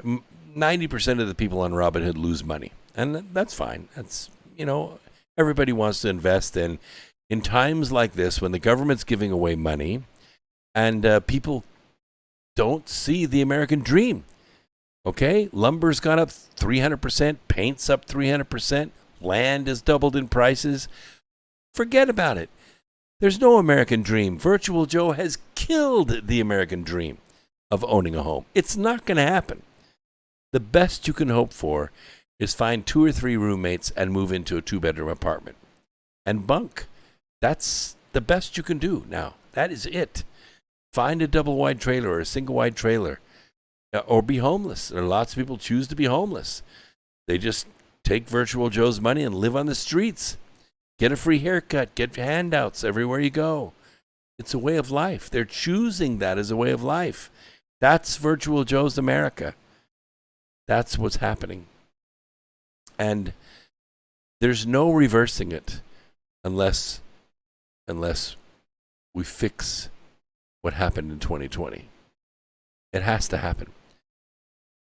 And what happens is a lot of times these people will invest crazily. That they'll take huge risks. That's what they did in the 1920s. In 1920 through 25, 26, 27, even in 1928, farmers, pharmacists, beauty salon workers, they were invested in the stock market. You couldn't go wrong. Everything was making money. It was the roaring freaking 20s. But the global syndicate had another idea. They wanted to wipe the middle class out. So they collapsed the money supply. And people that were highly margined in the stock market were wiped out. Smart people, because it wasn't bad for everybody, smart people held on to their assets. They held on to silver, held on to gold, held on to cash. And when the money supply collapsed, even banks didn't have money. Only the top 1% of society had money. To them, they owned steamships. They had 2 meals a week in Paris and then back again. They were the ones that controlled everything. They're the ones that scheduled the wars. The wars started a few years after the Federal Reserve was put into power. In 1910, the Federal Reserve was approved. In 1913, it was made law. In 1915, we went to war, and the war lasted for 30 freaking years. 30 years. Oh, we took a short break, but it was only because the flu killed off almost everybody in 1918. We lost so much. It was just mind-blowing. But as soon as the world recovered from that, and Ford and Reynolds and Alcoa and all these big companies that were able to put their money back into Germany, get everything built back up again, get their manufacturing and their tanks and their Jeeps and half-tracks all ready to go again. And then in 1939, they headed down to Spain and kicked Guernica's ass. And then they went after Poland, and the rest is Nazi history. And they continued the war, and they pulled Japan into it as well. They sunk half our navy in Pearl Harbor. Fortunately, nobody ever made an attack on mainland America. They didn't bomb L.A., they didn't bomb Westminster, they didn't bomb New York or Houston, they didn't bomb a square foot of America. And so we were able to run our factories, and we were never bombed a single time. And sure enough, in 1945, with the stolen triggers from defeated Nazi Germany, we were able to make nuclear bombs and demonstrate them in Japan, and that was it. That was the end of the 30 Years' War, from 1915 to 1945. It was all done by bankers, all done by industrialists, big, huge, multi-billion-dollar global corporations. Yes, and the Titanic sunk with the key opposition to the Fed on board. Funny how that worked out. But now, we kind of have the hope that maybe we can pull out. Oh, we're investing in cryptocurrencies and this and that, and gold and silver, which is a big joke. But we're also investing in other commodities. It's a smart idea, but it's not a smart short-term idea. It's a smart long-term idea, and it's one the CCP did not pass up. Nope. The Communist Chinese Party knew exactly what was going to happen. They planned for it. American businesses are trained for a long time now to think on a quarterly basis. That's what's ruined our investor market in the United States. That's why new startups, I'm not talking about small business, I'm talking about startup businesses. They're so small they don't even exist. Why? Because they have great ideas, they have great zeal, they have great energy, they have great enthusiasm for their idea, but they can't find any money. They can't borrow from the banks. That's been made illegal. Investment bankers can't touch them with the 10-foot pole. So it has to come from venture capitalists, angel investors, private investors. But those investors have been trained to think on a quarterly basis. And that means if they invest money with you on June 1st, they want to see profits by September. Yeah. And there's only a couple of industries where they can do that. One is, human trafficking, and they do invest in it heavily. And the other is programmers. They can invest $100,000 in a programmer who can sit down and type out a few apps, and those apps will go out and be networked, and they make a big hit, and they make $1 million. So that's 10 times their money in 30, 40, 50 days. Not bad. You can do it multiple times. You can make multiple millions of dollars, and that's exactly what the investors are doing. Oh, they hedge their bets. They invest in 10 companies and one makes money, but they make 25 times their money. You understand what I'm talking about now. Investors have been trained to think on a quarterly basis. Investors are greedy, and they're ruthless in the desire to see 10 to 20 times their money in 90 days. Now, the CCP, they have a long-term strategy. They knew the planet would become more and more reliant on microchips. Everything. Watches, phones, dryers, refrigerators, certainly cars, airplanes, computers, everything relies on them. And they knew the planet would become more and more reliant on these. And then the microchips and the lithium batteries that store energy for them are made from a thing we call rare earth elements, REE for short in the investment world. From ventilators to everything you could think of. Everything that runs on these. One of those challenges is that of the global syndicate's grip on rare earth elements through the CCP. These are key elements in permanent magnets like neodymium magnets that are in everything from smartphones and wind turbines to electric vehicles and missile guidance systems. This is not the first time these 17 elements that sit at the bottom of the periodic table have raised an alarm from Tokyo to Washington. Back in 2010, during the Obama administration, Beijing was roundly accused of embargoing the REE exports to Japan as Sino-Japan relations soured. Japan was quickly becoming, I think Toyota was either that year or the year before, they became the number one car maker in the world, which surpassed Volkswagen. At the time, China was responsible for 90% of the REE supplies globally, even though it estimated reserves are around 25 to 33% of the global total. Now think about that. Think what that means. Given the wide belief in Japan and the United States, which also happen to be the largest importers of these very same elements, China could weaponize this resource, and that's what they did. They had a supply monopoly, and it raised the hackles and intensified calls for diversification. But wasn't to be had. Wasn't to be had. Because the Obama administration seized property, seized mines and resources inside the United States. Lithium mines, cobalt mines, all off limits.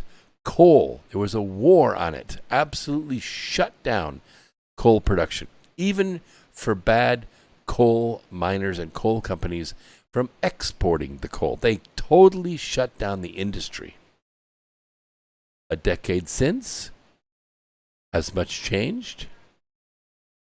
If you go to Inner Mongolia's Bateau Rare Earth High-Tech Zone, back in 2010, you can gain some insight into China's designs on this industry and how that affected the global market.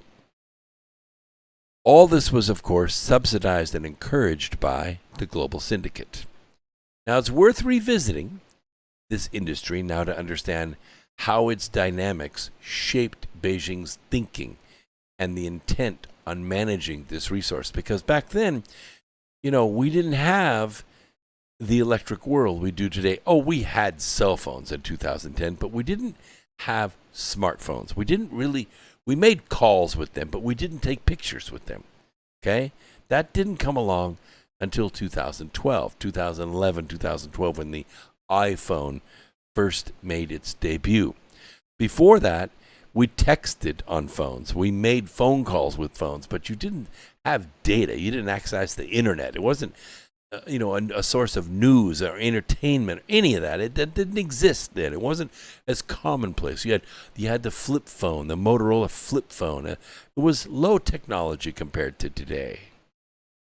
And China has long viewed REEs as a long-term strategic resource because they knew, because Apple was building a factory in their country. They knew. With the industry's development spurred by a quip supposedly attributed to Deng Xiaoping, the Middle East has oil, but China, they got the rare earth elements. And yet, as China became the dominant supplier of these elements over subsequent decades, it saw the price of them plummet. It went down. Hardly the price-setting influence that OPEC exerted on oil prices, right? That wasn't their plan. Their plan was to create an addiction. Their plan was to do exactly what they did to American manufacturing. When they came over during the Obama administration, and I have to tell you, I participated as a consultant. I went down to Texas, and I took a long-established plant apart, and I sold the equipment to China. And everybody was doing it. Everybody was taking plants apart, taking their robots and their rust-proofing equipment, all their stainless steel, all their hanging assembly lines and punch presses. They were selling them all to China. There were trucks going down to Louisiana from the south, just loading up ships full of equipment. Everything in Detroit, everything west of Chicago, loaded up and shipped to China. They were building their own factories in China with it. They created an addiction to cash. All these people that had been in business for 50 years said, now's my chance. Now's my chance to cash out. And they did. They came here to Charlotte. They bought buildings that had been sitting for years and years and years unfinished. And they bought them well above the market. People in Charlotte wrote articles in the Charlotte Business Journal. We're so happy the Chinese are here. They paid $100 million for this, $10 million for that, $5 million for that. They were throwing money around like it was going out of style. No return on investment. They didn't care. They were creating an addiction. They were selling gold at the price of radishes. And much of that frustration stemmed from the Obama administration, their design to not rein in this industry, to not understand what was going on. At one point in 2011, it was estimated that there was a gap. It wasn't a gap, it was a canyon. 120% between the REE volumes that China officially exported and what other countries imported. Meanwhile, the rare earth element mining was also exacting a hefty environmental toll. It was ruining the land. The cobalt and lithium mines were highly destructive because the way China mines, they don't restore the land. If there's a mine in this country, when they're done mining, you can't tell there was ever a mine there. All the land has been replanted and restored, and all been landscaped. In other words, the China government decided it needed to consolidate the rare earth element industry. So Beijing thought it could clean up the illegal business while also receiving some of that price-setting power that has long eluded it. And what's more, the move is also dovetailed with rolling out the original Strategic Emerging Industries Initiative. That's the start of China's effort to indigenize supply chains. And with that, they moved up the value chain. Once they became a monopoly, then the supply began to get choked off. The price went up. In other words, why export this resource for pennies when China should keep more of it for its own tech industries of the future? And that is where Baotou comes into play. Part of the industry restructuring was intended as a resource for technology play, right? That is, instead of exporting the rare earth elements, China did what it knows best. It set up zones to attract high-tech manufacturing investment in exchange for easy access to critical materials. That's why they manipulated their currency. They manipulated their currency so that the yuan was cheap. It meant that American dollars were strong, and it was strong. So what happened? American companies went to China, and they built factories. They bought tools. They set up a relationship with China that put all the American suppliers out of business. All the chip manufacturers, all the heavy machinery manufacturers, Harley Davidson, Caterpillar, all these companies left. Hang on a second. We'll send TFR to its 3-minute break. So once this was done, they had to figure out, did this strategy work? Now, although the economic nationalist in orientation, which China basically is, they're globalists, but they think about China and the CCP first. Their policy was a far cry from banning exports. The stringent export quotas in 2011-2012 period certainly drove a spike in prices, but that was short-lived. By 2014, it became apparent that China was ramping up exports rather than reducing them. Hence, Apple changed the world. Laptops changed the world. Smartphones changed the world. By 2014, there was competition in the smartphone area that was unbelievable. It changed the freaking world. In 2012, people got their news from cable and from satellite. But in 2016, people got their news from their phones. 4 years, the world changed because of these exports from China. Now, the reality reflects that Beijing's perennial struggle in imposing its will on a fragmented, messy, and profit-driven industry, finally, they came to fruition. Now, it's not entirely clear whether an actual embargo took place in 2011 or whether it was a result of Beijing's export quotas, but whatever the judgment in hindsight, the damage had already been done to China as a reliable supplier of these rare earth elements. It doesn't mean we could get them anywhere else.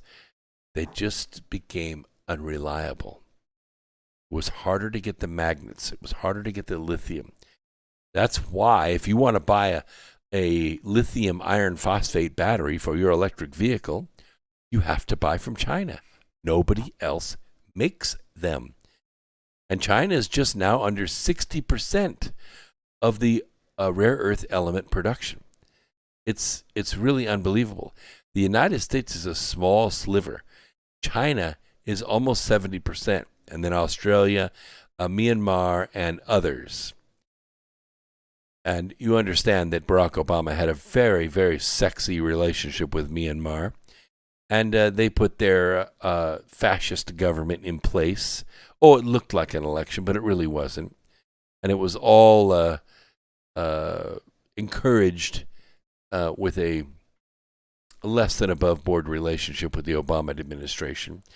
It was so corrupt that the military had to step in and basically jail that government. And now Myanmar is under a military coup while they try to straighten out the mess and hold regular elections. Let's go ahead and bring TFR back in. We're now into hour 3. Here we go. Delivering from other sources. America is listening to Fox News.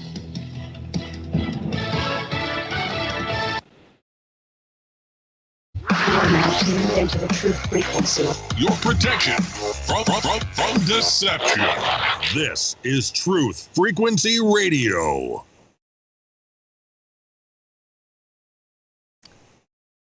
Here we go. Hour 3.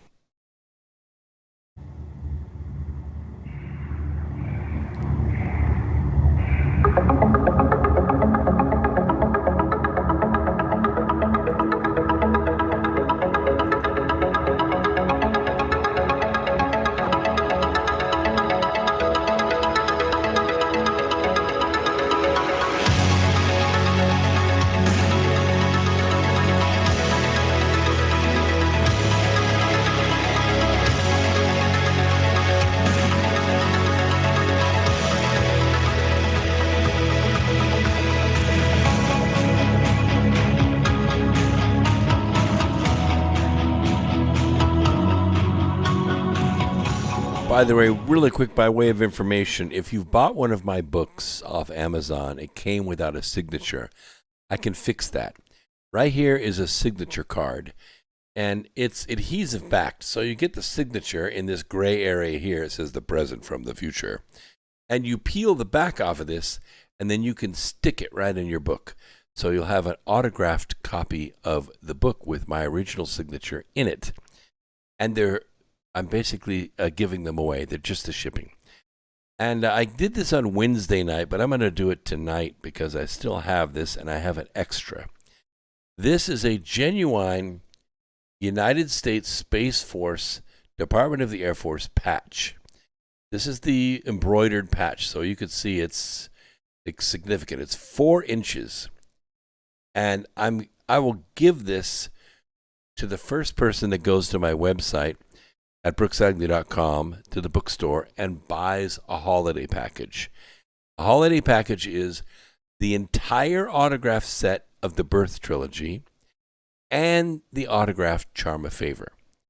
And then I throw a couple of the goodies in there. But if you're the first one to buy that package, and I think I have about 2 or 3 of them left, I'm going to send you that patch for free. Okay? That's just a $19 incentive to pick up the holiday package, just from me to you. So the issue with this commodity hoarding and domination by China is that these rare earth elements are used in chip manufacturing, and China has begun their tactic of choking off the chips. And chip choking is something that is affecting our industries. Everything from Harley Davidson motorcycles to airplanes, from cell phones to washing machines to refrigerators. You can't buy them because they're partially assembled awaiting microchips. And they can't get them. China is choking them off. And that is what's causing a huge problem in our country right now. A clear indication that Xi Jinping and the global syndicate and the virtual Joe and his band of criminals have decided to finally defeat America. And this is just one of the ways, one of the affronts that they're attacking us on. So what is the solution? Well, destroying the CCP would be temporary. At best, I can assure you. The global syndicate is just using them for its goal of controlling the world. No. The real solution, long-term solution, is asteroid mining. I know you think I'm crazy. I know you do. But I'm just telling you the real solution is asteroid mining. We have to develop the technology and the infrastructure on the moon that it takes to get to the asteroid belt. That's where an endless supply of energy and materials in their purest form can be had. It's the only way the global syndicate can be taken out of power, is to prevent them from controlling energy and from controlling the resources that it takes to develop planet Earth and other planets. So, it could be done. I explain how in my book, Asteroid Mining, the Future of Energy. Yeah, Half-Breed says, go back to points and a condenser. Yeah, smart people have saved those old distributors. Distributor is the thing that used to distribute the spark to the spark plugs in your motor. I'm not so sure it would work with fuel injection, though. It's hard to say. But the way that these worked is you had a 12-volt battery, which you still have in your vehicle. And what would happen is the points would close, completing a circuit. And the circuit would charge up a magnet, which was called a coil. It had like thousands and thousands and thousands of windings of copper in oil. Otherwise, the copper would burn up, right? And it would create this big magnetic field by charging that up instantaneously. And then what would happen is the cam would rotate and open the points. And when it would open the points, that magnetic field would collapse. And when it collapsed, it created an electromagnetic pulse, like an electric pulse. And it was looking for somewhere to go. Well, it would try to go across the points, but we put a condenser in there, a capacitor, to block that, because capacitors are absolutely a translucent or blocking of DC current. They're transparent to AC current, but DC current you can't get through. So the condenser protected the points. So it looked for somewhere else to go. And where would it go? Well, it happened to line up with the spark plug wire. So the pulse would go down the spark plug wire to the spark plug and jump that gap inside the cylinder, igniting the gasoline. That's how it worked.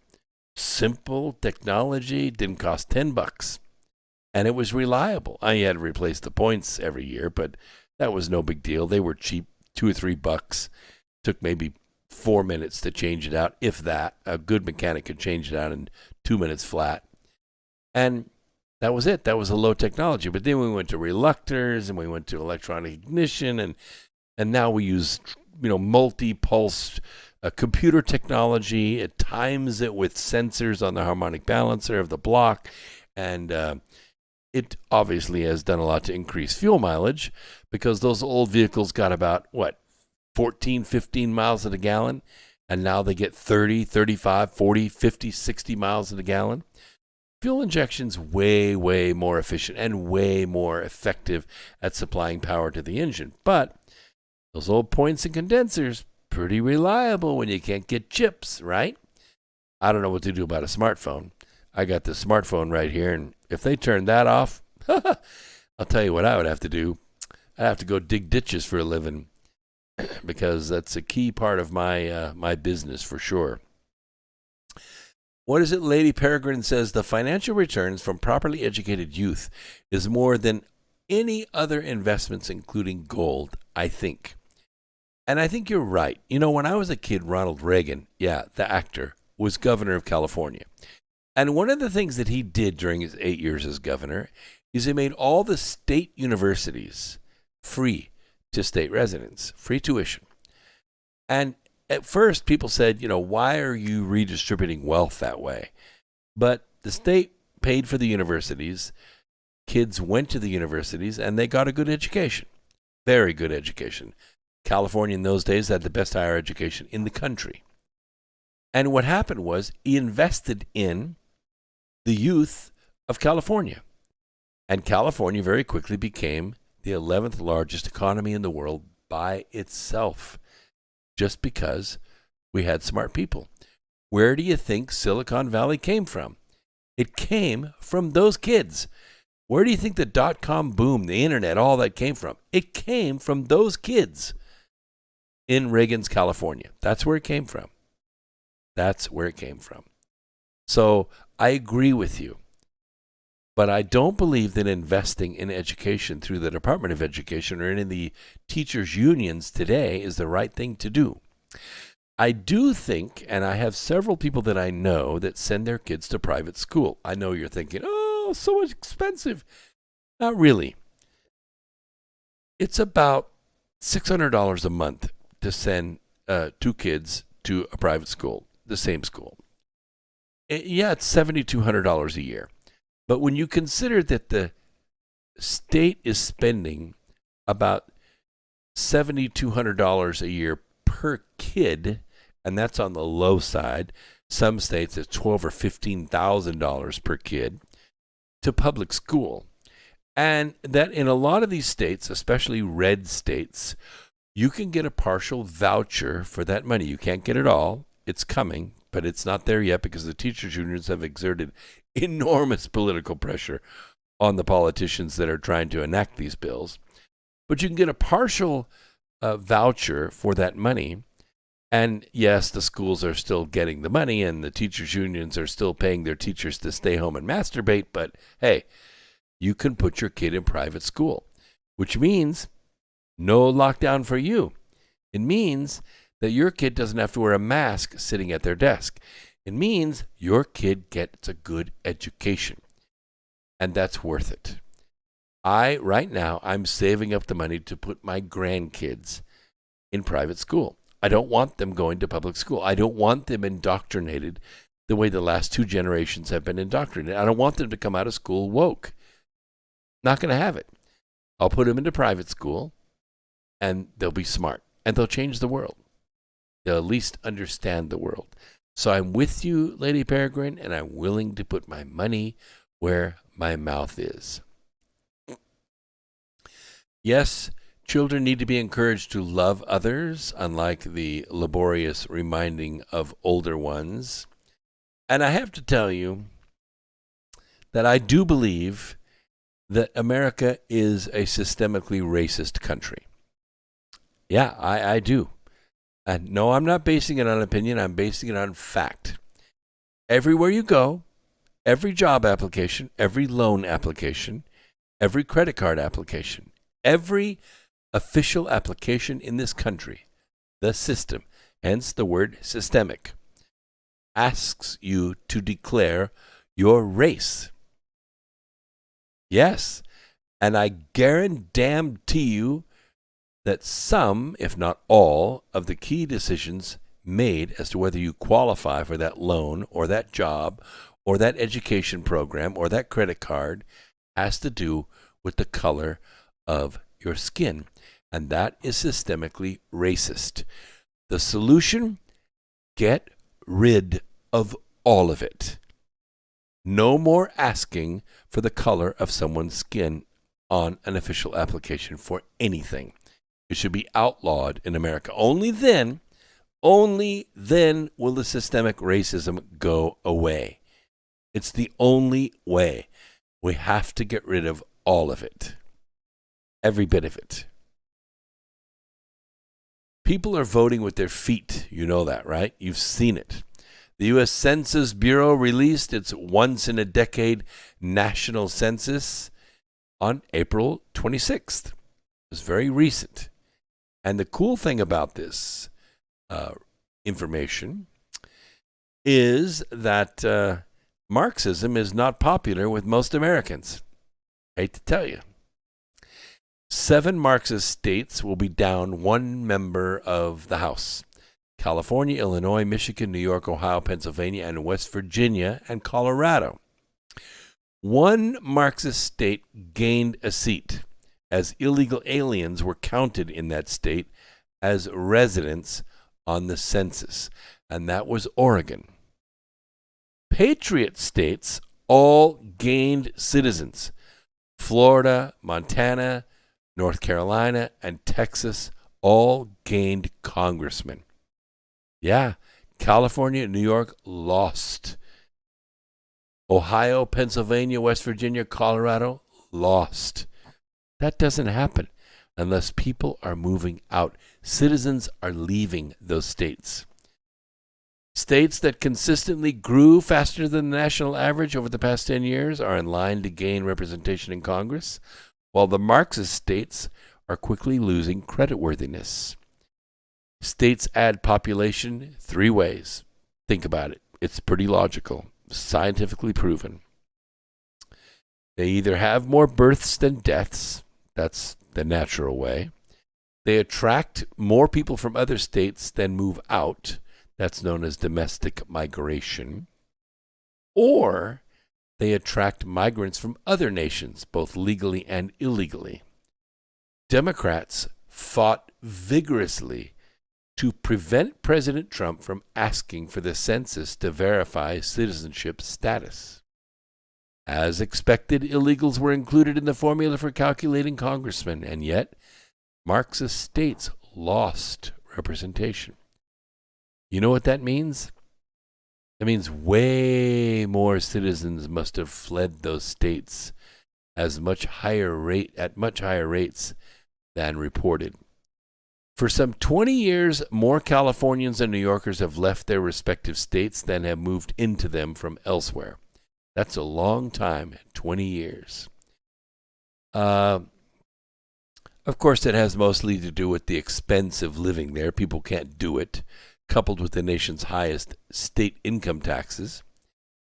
California and New York have also seen declines in their birth rates. That's two strikes against them, as higher housing costs and gender dysphoria are major deterrents to family formation. You know, gays don't have kids.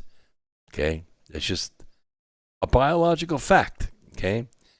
You put your penis there, it doesn't result in pregnancy. Both of those states were flooded with illegal immigrants filling up sanctuary cities. Now, most domestic migration is due to shifting national employment patterns. That happens all the time.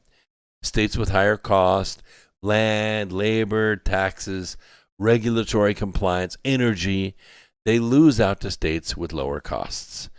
Some industries are more immune to these pressures, such as New York's financial sector, Broadway, Hollywood, California's Silicon Valley, although recently they have been losing people. The tax rate differentials between the states were amplified after the Donald Trump tax cut in 2017, and this change to the tax law capped the state and local tax deductions to $10,000 per filing household. So in other words, the federal government stopped subsidizing the high state taxes. That caused people to stop seeing the benefit of declaring those state taxes on their federal tax return, which they could do prior to that point. Some 30 to 40% of federal individual income tax filers itemize their deductions.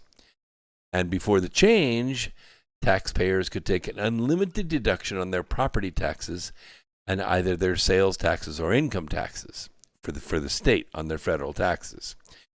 The federal tax policy provided a subsidy to high-tax states by dampening the advantage held by low-tax states or no-tax states and local governments. So that change went into place, and it started the migration away from that loss in income. The 2017 tax cut put a turbocharger on job creation in the low and especially the no-tax states like Tennessee and Florida. With job growth from December 2017 to 2019 of December 2019, on the eve of the made-for-TV virus show, when it had its season opener, which I think was in January of 2020, it hit 4.5% in the low-tax states compared to 2.2% in the high-tax states, an astounding 107.8% advantage. In manufacturing, the low-tax states saw job growth of 3.5% compared to just 1.3% in the high-tax states. And by the way, that growth rate is negative now in those high-tax states. And that's a growth rate advantage of 176.4%. You do that for very long, and you fulfill what President Trump had said. You let these states choose to stay locked down when other states choose to open, and heaven help the politicians in those states. They're all going to be cleaned out. People are not going to put up with that kind of larceny. He correctly predicted this. Reapplying high tax rates in New York and California paled in comparison to imposing lockdowns and did low tax states as causes for mass migration. Although the severity of the lockdowns and associated pain in job losses and business bankruptcies were absolutely devastating, and in most cases, it was permanent. I don't think Broadway in New York will come back for 10 years, if ever. And the reason is the talent. The porters, the actors, the grips, the cameramen, the sound people, they left. They moved away. They went to Atlanta. They went to Houston. They went to Austin. They went elsewhere, and they're not coming back. They're not going to go back to New York. That flat will cost them twice as much because, it's one of the nice things about New York. Sometimes you can make long-term agreements for an apartment. You could buy it. You own it. But if you can't sell it, you just walk away from it. And that's what they did. The same thing happened when Barack Obama shut down the offshore oil drilling in the Gulf. Those workers don't go home and wait for the jobs to start back up again. They left. They went to Brazil, where they were offshore drilling. And by the way, Barack Obama subsidized the offshore drilling in Brazil, even though he was quite upset about the offshore drilling in Texas. He wanted to hurt that state, and he did. Put another way, had the high-tax states only lost jobs at the same rate as the low-tax states, there would be 2.2 million more people working today than there are. Over time, as people move to find work or a better job, those 2.2 million jobs would support about 6 million other people, restaurant owners, Minute Mart owners, all those other workers would have to be there to support those 2.2 million people spending their money. States that tax more tend to regulate more than do low-tax states. And these burdensome regulations can be just as harmful to job formation as high taxes. You know that, and I know that. The thing is, freedom leads to growth. Okay? Every year, Canada's Fraser Institute leads a multinational team of economists and public policy experts to rank the level of economic freedom in states and also in nations. And their Economic Freedom of North America report for 2020 was most interesting to me. It rated the states with 3 fundamental factors. First was government spending. The second was taxes and labor market freedom, with the latter category looking at things such as the minimum wage. How supportive was the minimum wage? The percentage of government employees working as a share of total employment. That's another thing. Because if you have a lot of government employees and everybody works for the state, you basically have a fascist state. You don't have freedom. Okay? And also the prevalence of labor union membership. People that work in unions are not considered to be free because they're not working for themselves. They're part of a collective bargaining machine. So Fraser ranked Florida as the second freest state, Texas number 3, and Florida was the 7th fastest growing state. Texas had the 3rd highest growth rate. At the bottom of the ranking, this is what was most interesting to me. At the bottom of the ranking, the anti-freedom states. You already know what it was. New York was 50th. California, 49th. Alaska, 48th. West Virginia, 47th. Vermont, you get the picture? All of the blue states were at the bottom of the rank. In fact, not one state in the bottom 15 for freedom ranked in the top 10 fastest growing states. And not one state in the top 15 for freedom ranked in the slowest growing bottom 10 states. You can't count people that are not there. You can't rank states based on this data any other way. And the conclusion is irrefutable. If you were to run, oftentimes when I'm doing statistical analysis, we run what are called scatter plots. Normally you plot like growth over time, or you report interest over years, or you report temperature over calendar days. And then you'll begin to see trends, right? You'll begin to see, as we get closer to December, the temperatures drop. There's a correlation. And the closer that correlation is, we call that the line fit, or the R-squared value. We're looking for a straight line somewhere through the data, and the data will fall not exactly on the line unless it's absolutely perfect, 99.99%, but most of it falls above or below that straight line. The straight line is what's called the regression formula. Without going into a lot of detail on that, we look at the scatter plot, and if the value is like 0.9923, that's very close to 1, very close to a 1-to-1 relationship, we say that the data fits pretty closely. And if I were to do a scatter plot of most free states with Republican leadership, or Republican majorities in the House, the Senate, and the governor's mansion,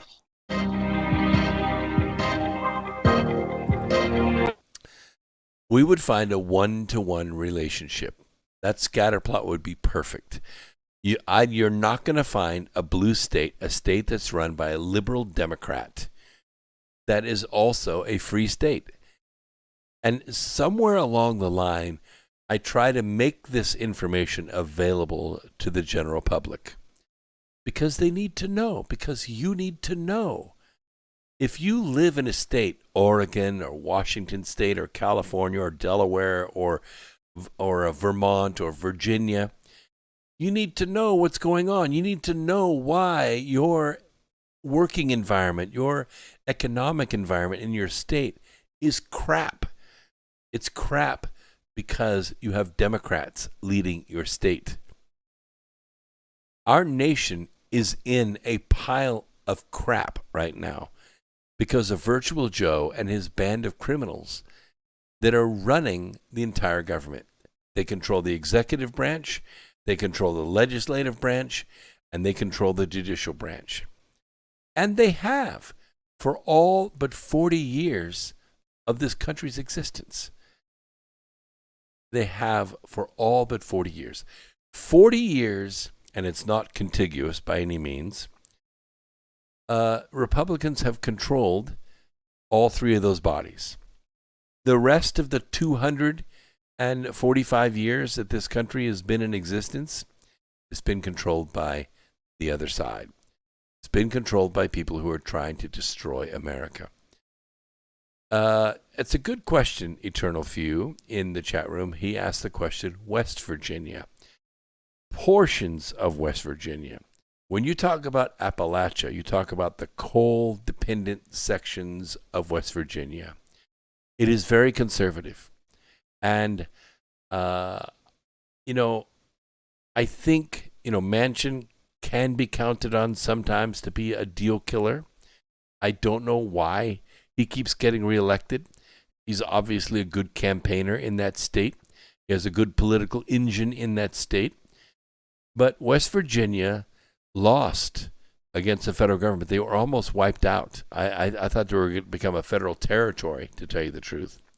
And we have other states that are willing to annex counties in neighboring states. For instance, Oregon has 2 large counties that are willing to be annexed by Idaho. They no longer want to be against the premeditated murderer Karen Brown as governor of Oregon. No, they want to be under the governor of Idaho. And this is up toward the little skinny part of Idaho and up near Coeur d'Alene. And what they want to do is, let me bring TFR back in really quick. They want to be annexed by Idaho. And that may happen. California wants to divide into 3 states. They want to subdivide. Tuned into the truth frequency. Your protection from deception. TLR. final segment. Here we go.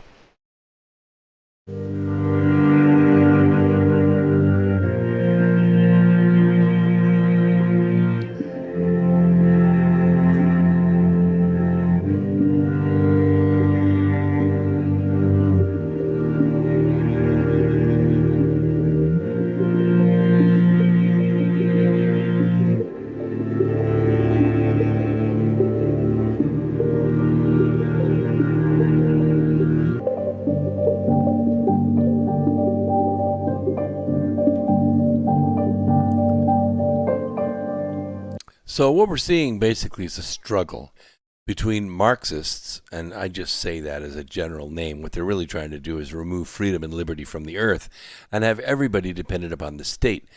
So you don't actually receive an income. You just go to work. And then everything that you earn is actually sent to the government, and the government doles it out to you as according to your needs.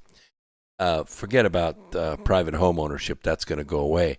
Forget about 401k plans. Those are all going to be absorbed by the federal government. All that money you've been saving, the millions of dollars or hundreds of thousands of dollars that you have in your 401k, that will be absorbed by the federal government because it was a redistribution of wealth and you shouldn't have had it in the first place. We're going to take care of you, and that's the way it goes. So you're going to get $2,000 a month from Social Security, and Social Security is going to go broke. So they're going to confiscate all the 401k accounts. They could do it. They have the federal authority to do it, and they'll just do it. They'll just take it. They'll nationalize the banks, and they'll take your bank accounts and all your savings and everything. And the only thing you'll have in your home, actually, and it'll be totally black market, will be your silver and gold that you bought while you were listening to America Free Radio. Yeah. So this struggle is quickly coming to a head, and the only thing standing in between it already happening and where we are now is the armed American. And now you know why Virtual Joe and his band of criminals wants to disarm you. Because once your arms are collected and every bullet that goes in them, then they can do what they will. And they will. I guarantee you, everything you do will be used against you in a court of law. Winston Churchill observed this. He said, "The inherent vice of capitalism is the unequal sharing of blessings. It happens to be based on your willingness to work in the right thing.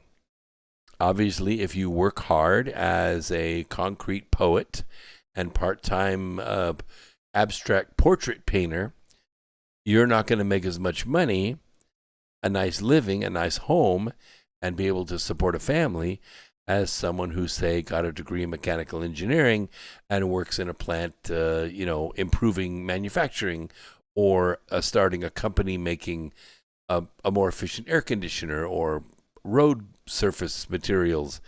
You get the picture. So there is an unequal sharing of blessings based upon your ability to work hard and be industrious. And the inherent virtue of socialism is the equal sharing of miseries. Because every single time socialism, Marxism, communism, socialism is just communism with the fuzzy dice on the mirror of communism, every time it's been tried, the people hate it. The people that live under it would rather die than live under it. And the only way out of it is blood. And we don't want to go there. We don't want to go to violence because it would be very, very violent, and it will end poorly because the people that start a revolution are never, ever the people that finish it. The people that finish it is the global syndicate. They're always waiting in the wings. After your front 40 lines of your phalanx have been cut down in the streets and they're filling the gutters with blood, you're still fighting. But then the global syndicate moves in as savior of the day with their tanks, and they roll over the bodies and they hose the blood into the storm drains. They change the flags and they control the world. And it's been that way for thousands and thousands of years. This country, and only this country, has been able to keep that at bay for 245 years. And it is not the president. It damn sure isn't Congress. It's not the governors. It's not the state legislatures. It's you. You are the one that keeps that alive. The armed American is what keeps liberty alive. That doesn't mean we go to the streets and fight. We don't have to. It's the prospect of the fight. It's the prospect that the federal government only has about 1.5 million troops, and that's if they reactivate everybody. Just don't have it.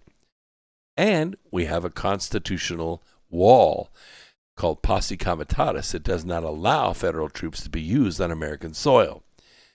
So add to that defense of the American people the National Guard, because the National Guard is made up of you.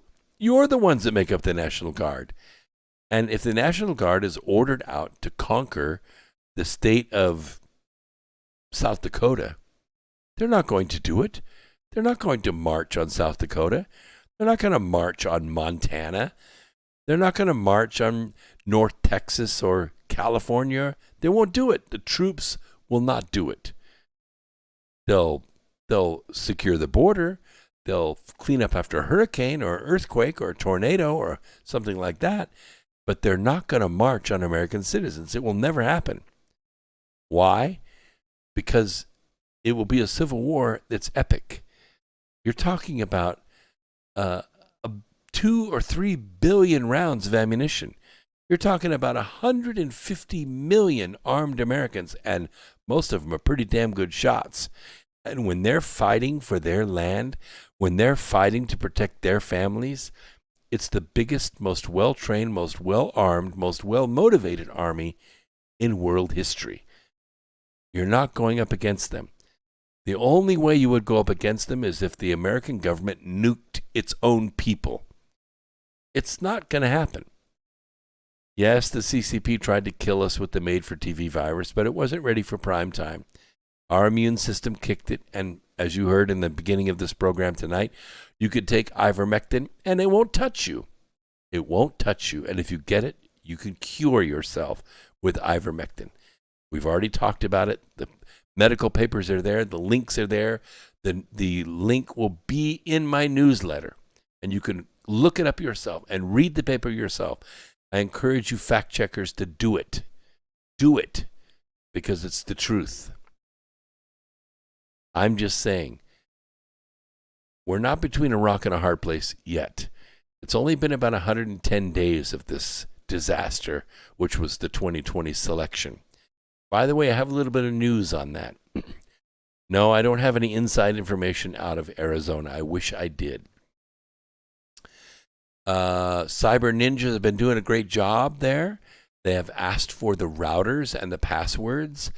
The people that are in control of that hardware have refused to produce it. A subpoena has been issued. They have refused to comply with the subpoena. That is obstruction of justice. And there are going to be some people go to prison tomorrow. Tomorrow is Monday, May 10th, and you're going to see people arrested in Arizona that are withholding that hardware. The Arizona Bureau of Investigation is going to go and is going to break down doors and is going to confiscate that equipment, and they're going to arrest people for obstruction of justice. That's going to happen. That's not the best news. It's good news, but it's not the best news. Because as Arizona completes this forensic audit, and mind you, these cyber ninjas are very sharp. They know what they're doing, and they're not sharing the information with anybody. No press releases, no tweets, no snapshots from cell phones, none of that. They're going through the ballots, and they're looking for several things. First of all, they're looking for matching signatures. Second of all, they're looking for counterfeit ballots. Oh, yeah. 50 million counterfeit ballots were printed in China and Mexico and Canada. And those ballots were shipped into the United States in shipping containers and then distributed to the various counties. They sit in warehouses.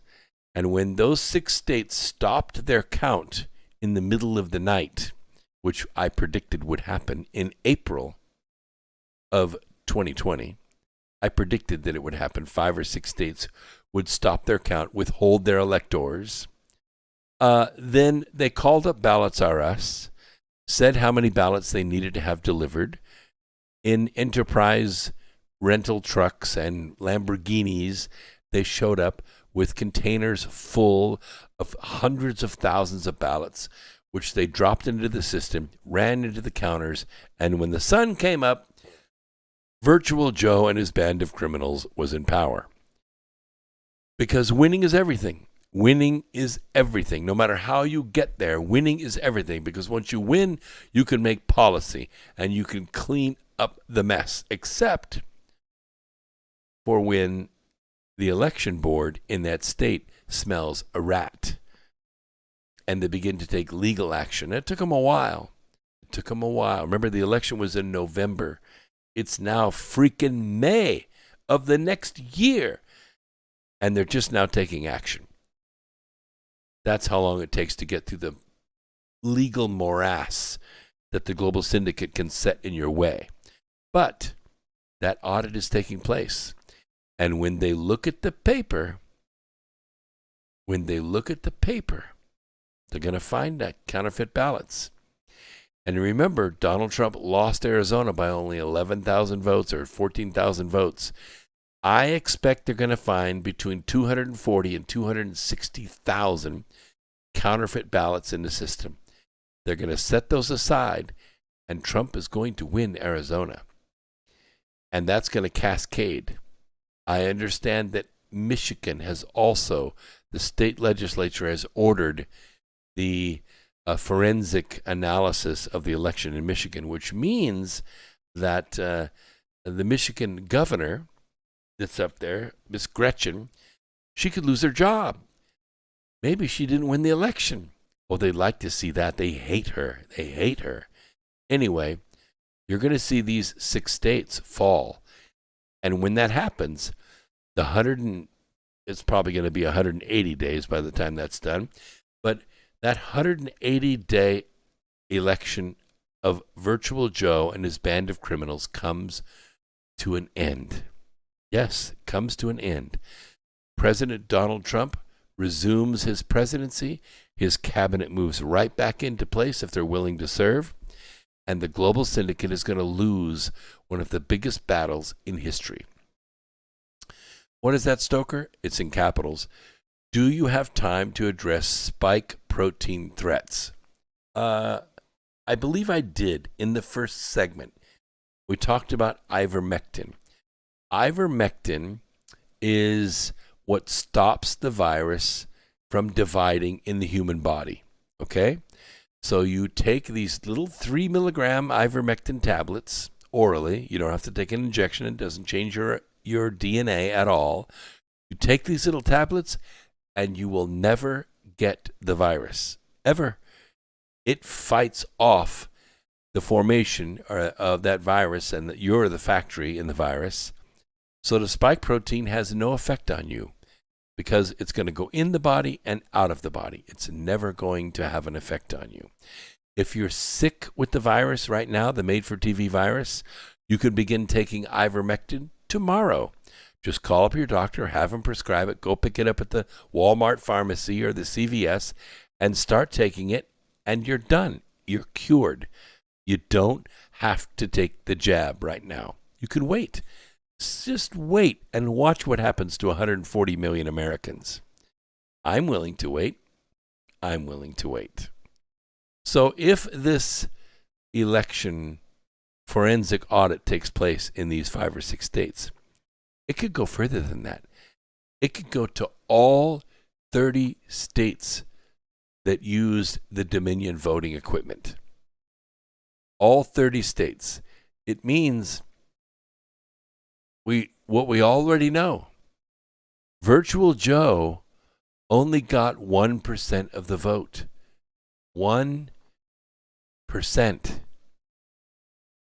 Look at the viewership of what they called a joint session of Congress. It was actually a State of the Union address. I have a bigger audience than that. America Free Radio has a bigger audience than that show. Compare it to the massive crowds that President Donald Trump drew for 4 years. And by the way, rally season begins this month. Oh, yeah. Get ready. Bigger rallies, better rallies, more interject rallies. You know why?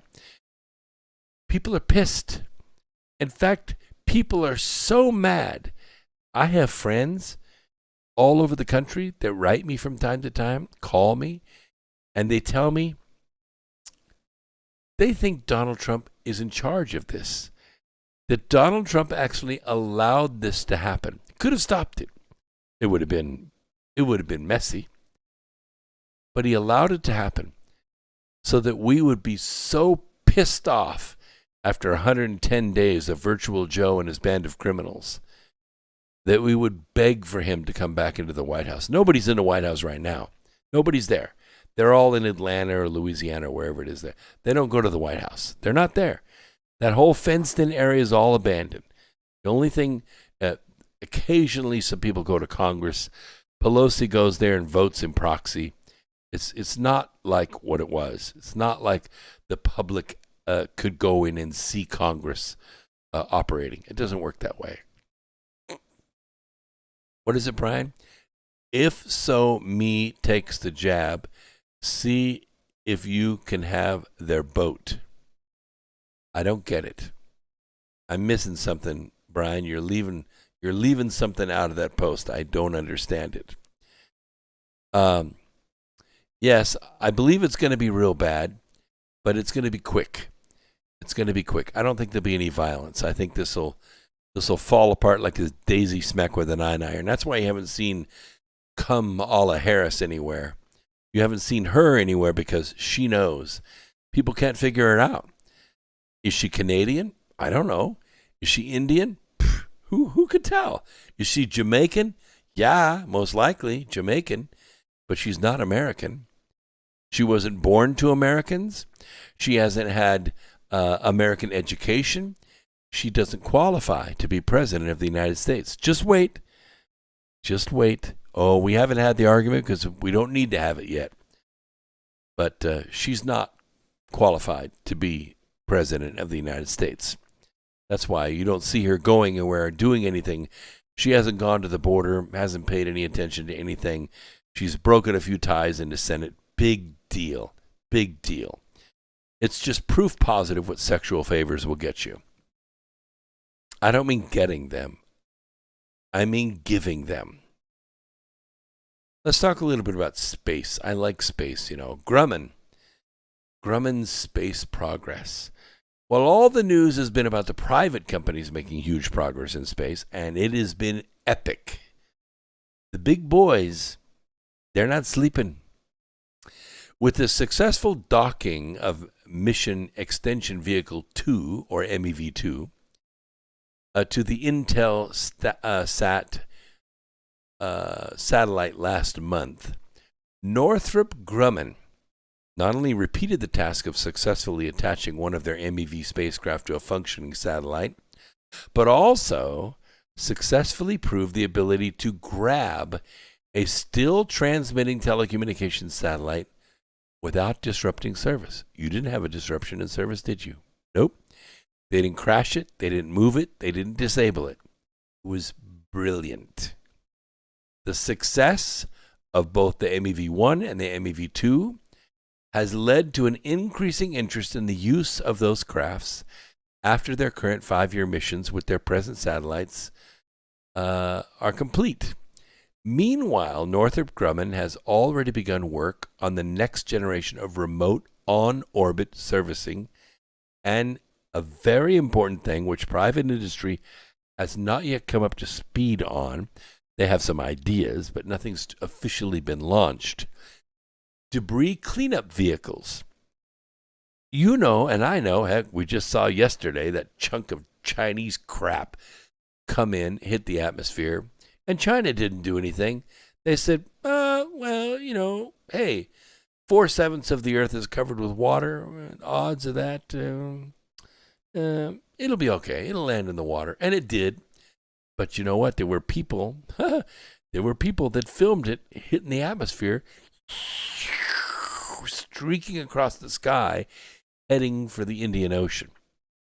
China was lucky. 20 minutes difference in the entry of that chunk of Chinese crap into our atmosphere. And maybe 20,000 people would have been killed or more. If that thing would have smacked a major city, it would have broken windows for 5 miles in every direction. We're talking about something 110 feet long out of titanium smacking the ground at 7,000 miles an hour. That's a lot of energy. They're very fortunate that the pieces landed in the Indian Ocean. Debris cleanup is going to be an enormous business, but there are obviously some risks to it. Number one, what if they make a mistake?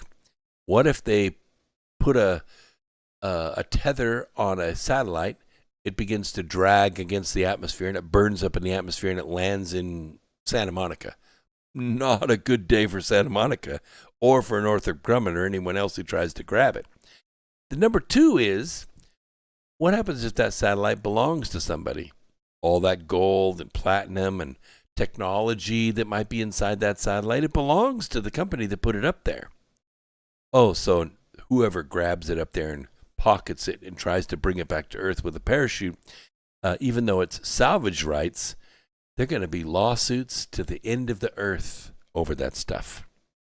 And the third thing is, what happens if they make a mistake? What happens if they bump into it, change its orbit, shatter it, break it into pieces? What happens if it has a self-defense mechanism and it self-destructs? And instead of one chunk, you now have 100,000 chunks traveling at 20,000 miles an hour around the Earth. You see, it's not all that simple, this cleanup. So maybe it's good that Northrop Grumman is getting into it, because now we're talking about government money, CIA, DARPA, all that money. Hey, this satellite's not really junk, but could you go after it anyway? You see the possibilities? Launched in October of 2019, MEV-1 rendezvoused with its target satellite, Intelsat 901, on the 25th of February. And the geo graveyard is located approximately 300 kilometers above geostationary orbit, which itself resides at 35,786 kilometers above sea level. Most of the satellites are 12,500 miles out there. This is what we call a geosynchronous orbit. It means that little dish that's on the corner of your house, that little gray one, is about this big. I can't fit it in my screen here, but it has a little low noise amplifier on it. It doesn't scan the heavens. It looks at one spot in the southern sky. That one spot happens to be where that satellite is, DirecTV or Dish TV or Dish Network or whatever it is you're using. And it sits there. That's called the geosynchronous orbit. It sits there lined up with all the satellite dishes in our neighborhood and your neighborhood and all across the United States. That's how you get TV that way. That's a geostationary orbit. So going out there and grabbing a satellite that's defunct, that's out of business, or needs to be upgraded, or needs to be refueled, or needs some additional repair is a big deal. It's a big business. The first ever docking of this type of Earth orbit, Northrop Grumman did it with MEV-1. It was enormous. It was a big milestone. It's the first major difference between the two missions, MEV-1 and MEV-2. MEV-2 was not grabbing a non-operational satellite. It was grabbing a still functioning satellite. Instead, given the obligation of docking to a still transmitting telecommunications satellite in geostationary orbit, it went flawlessly. In this case, going directly to the target satellite while it was still operational in some ways simplified the operations of getting MEV-2 to the correct point in space where it was ready to dock to Intelsat 1002. This is a big deal. This is a big jump in capabilities in space, and I predict we're going to see more of it, because there are some dead satellites up there. One of my friends owns one of the Iridium satellites and uses it for cell phone traffic. So yeah, it's a big deal. Listen, this is America Free Radio. We're here every Wednesday, every Sunday at 8 p.m. We have been for 17 years. Well, we just added Wednesday a couple of years ago. We were always on Sunday. And my name is Brooks Agnew. I'm here live as often as I can. I very, very rarely run rebroadcasts. Wednesday night, we're going to be live. And Thursday night, I'm going to be on Alara of Sirius's program, so don't forget to tune into her. And also, please go to the up-and-coming events on brooksagnew.com because we have an event in Mount Shasta. You can get tickets there. Good discounts still available. You need to get out there because the hotels are booking up quick. That's going to be in August. And there's a couple of other events there. There's Disclosure Con up in Pine Top, Arizona. You can get tickets for that.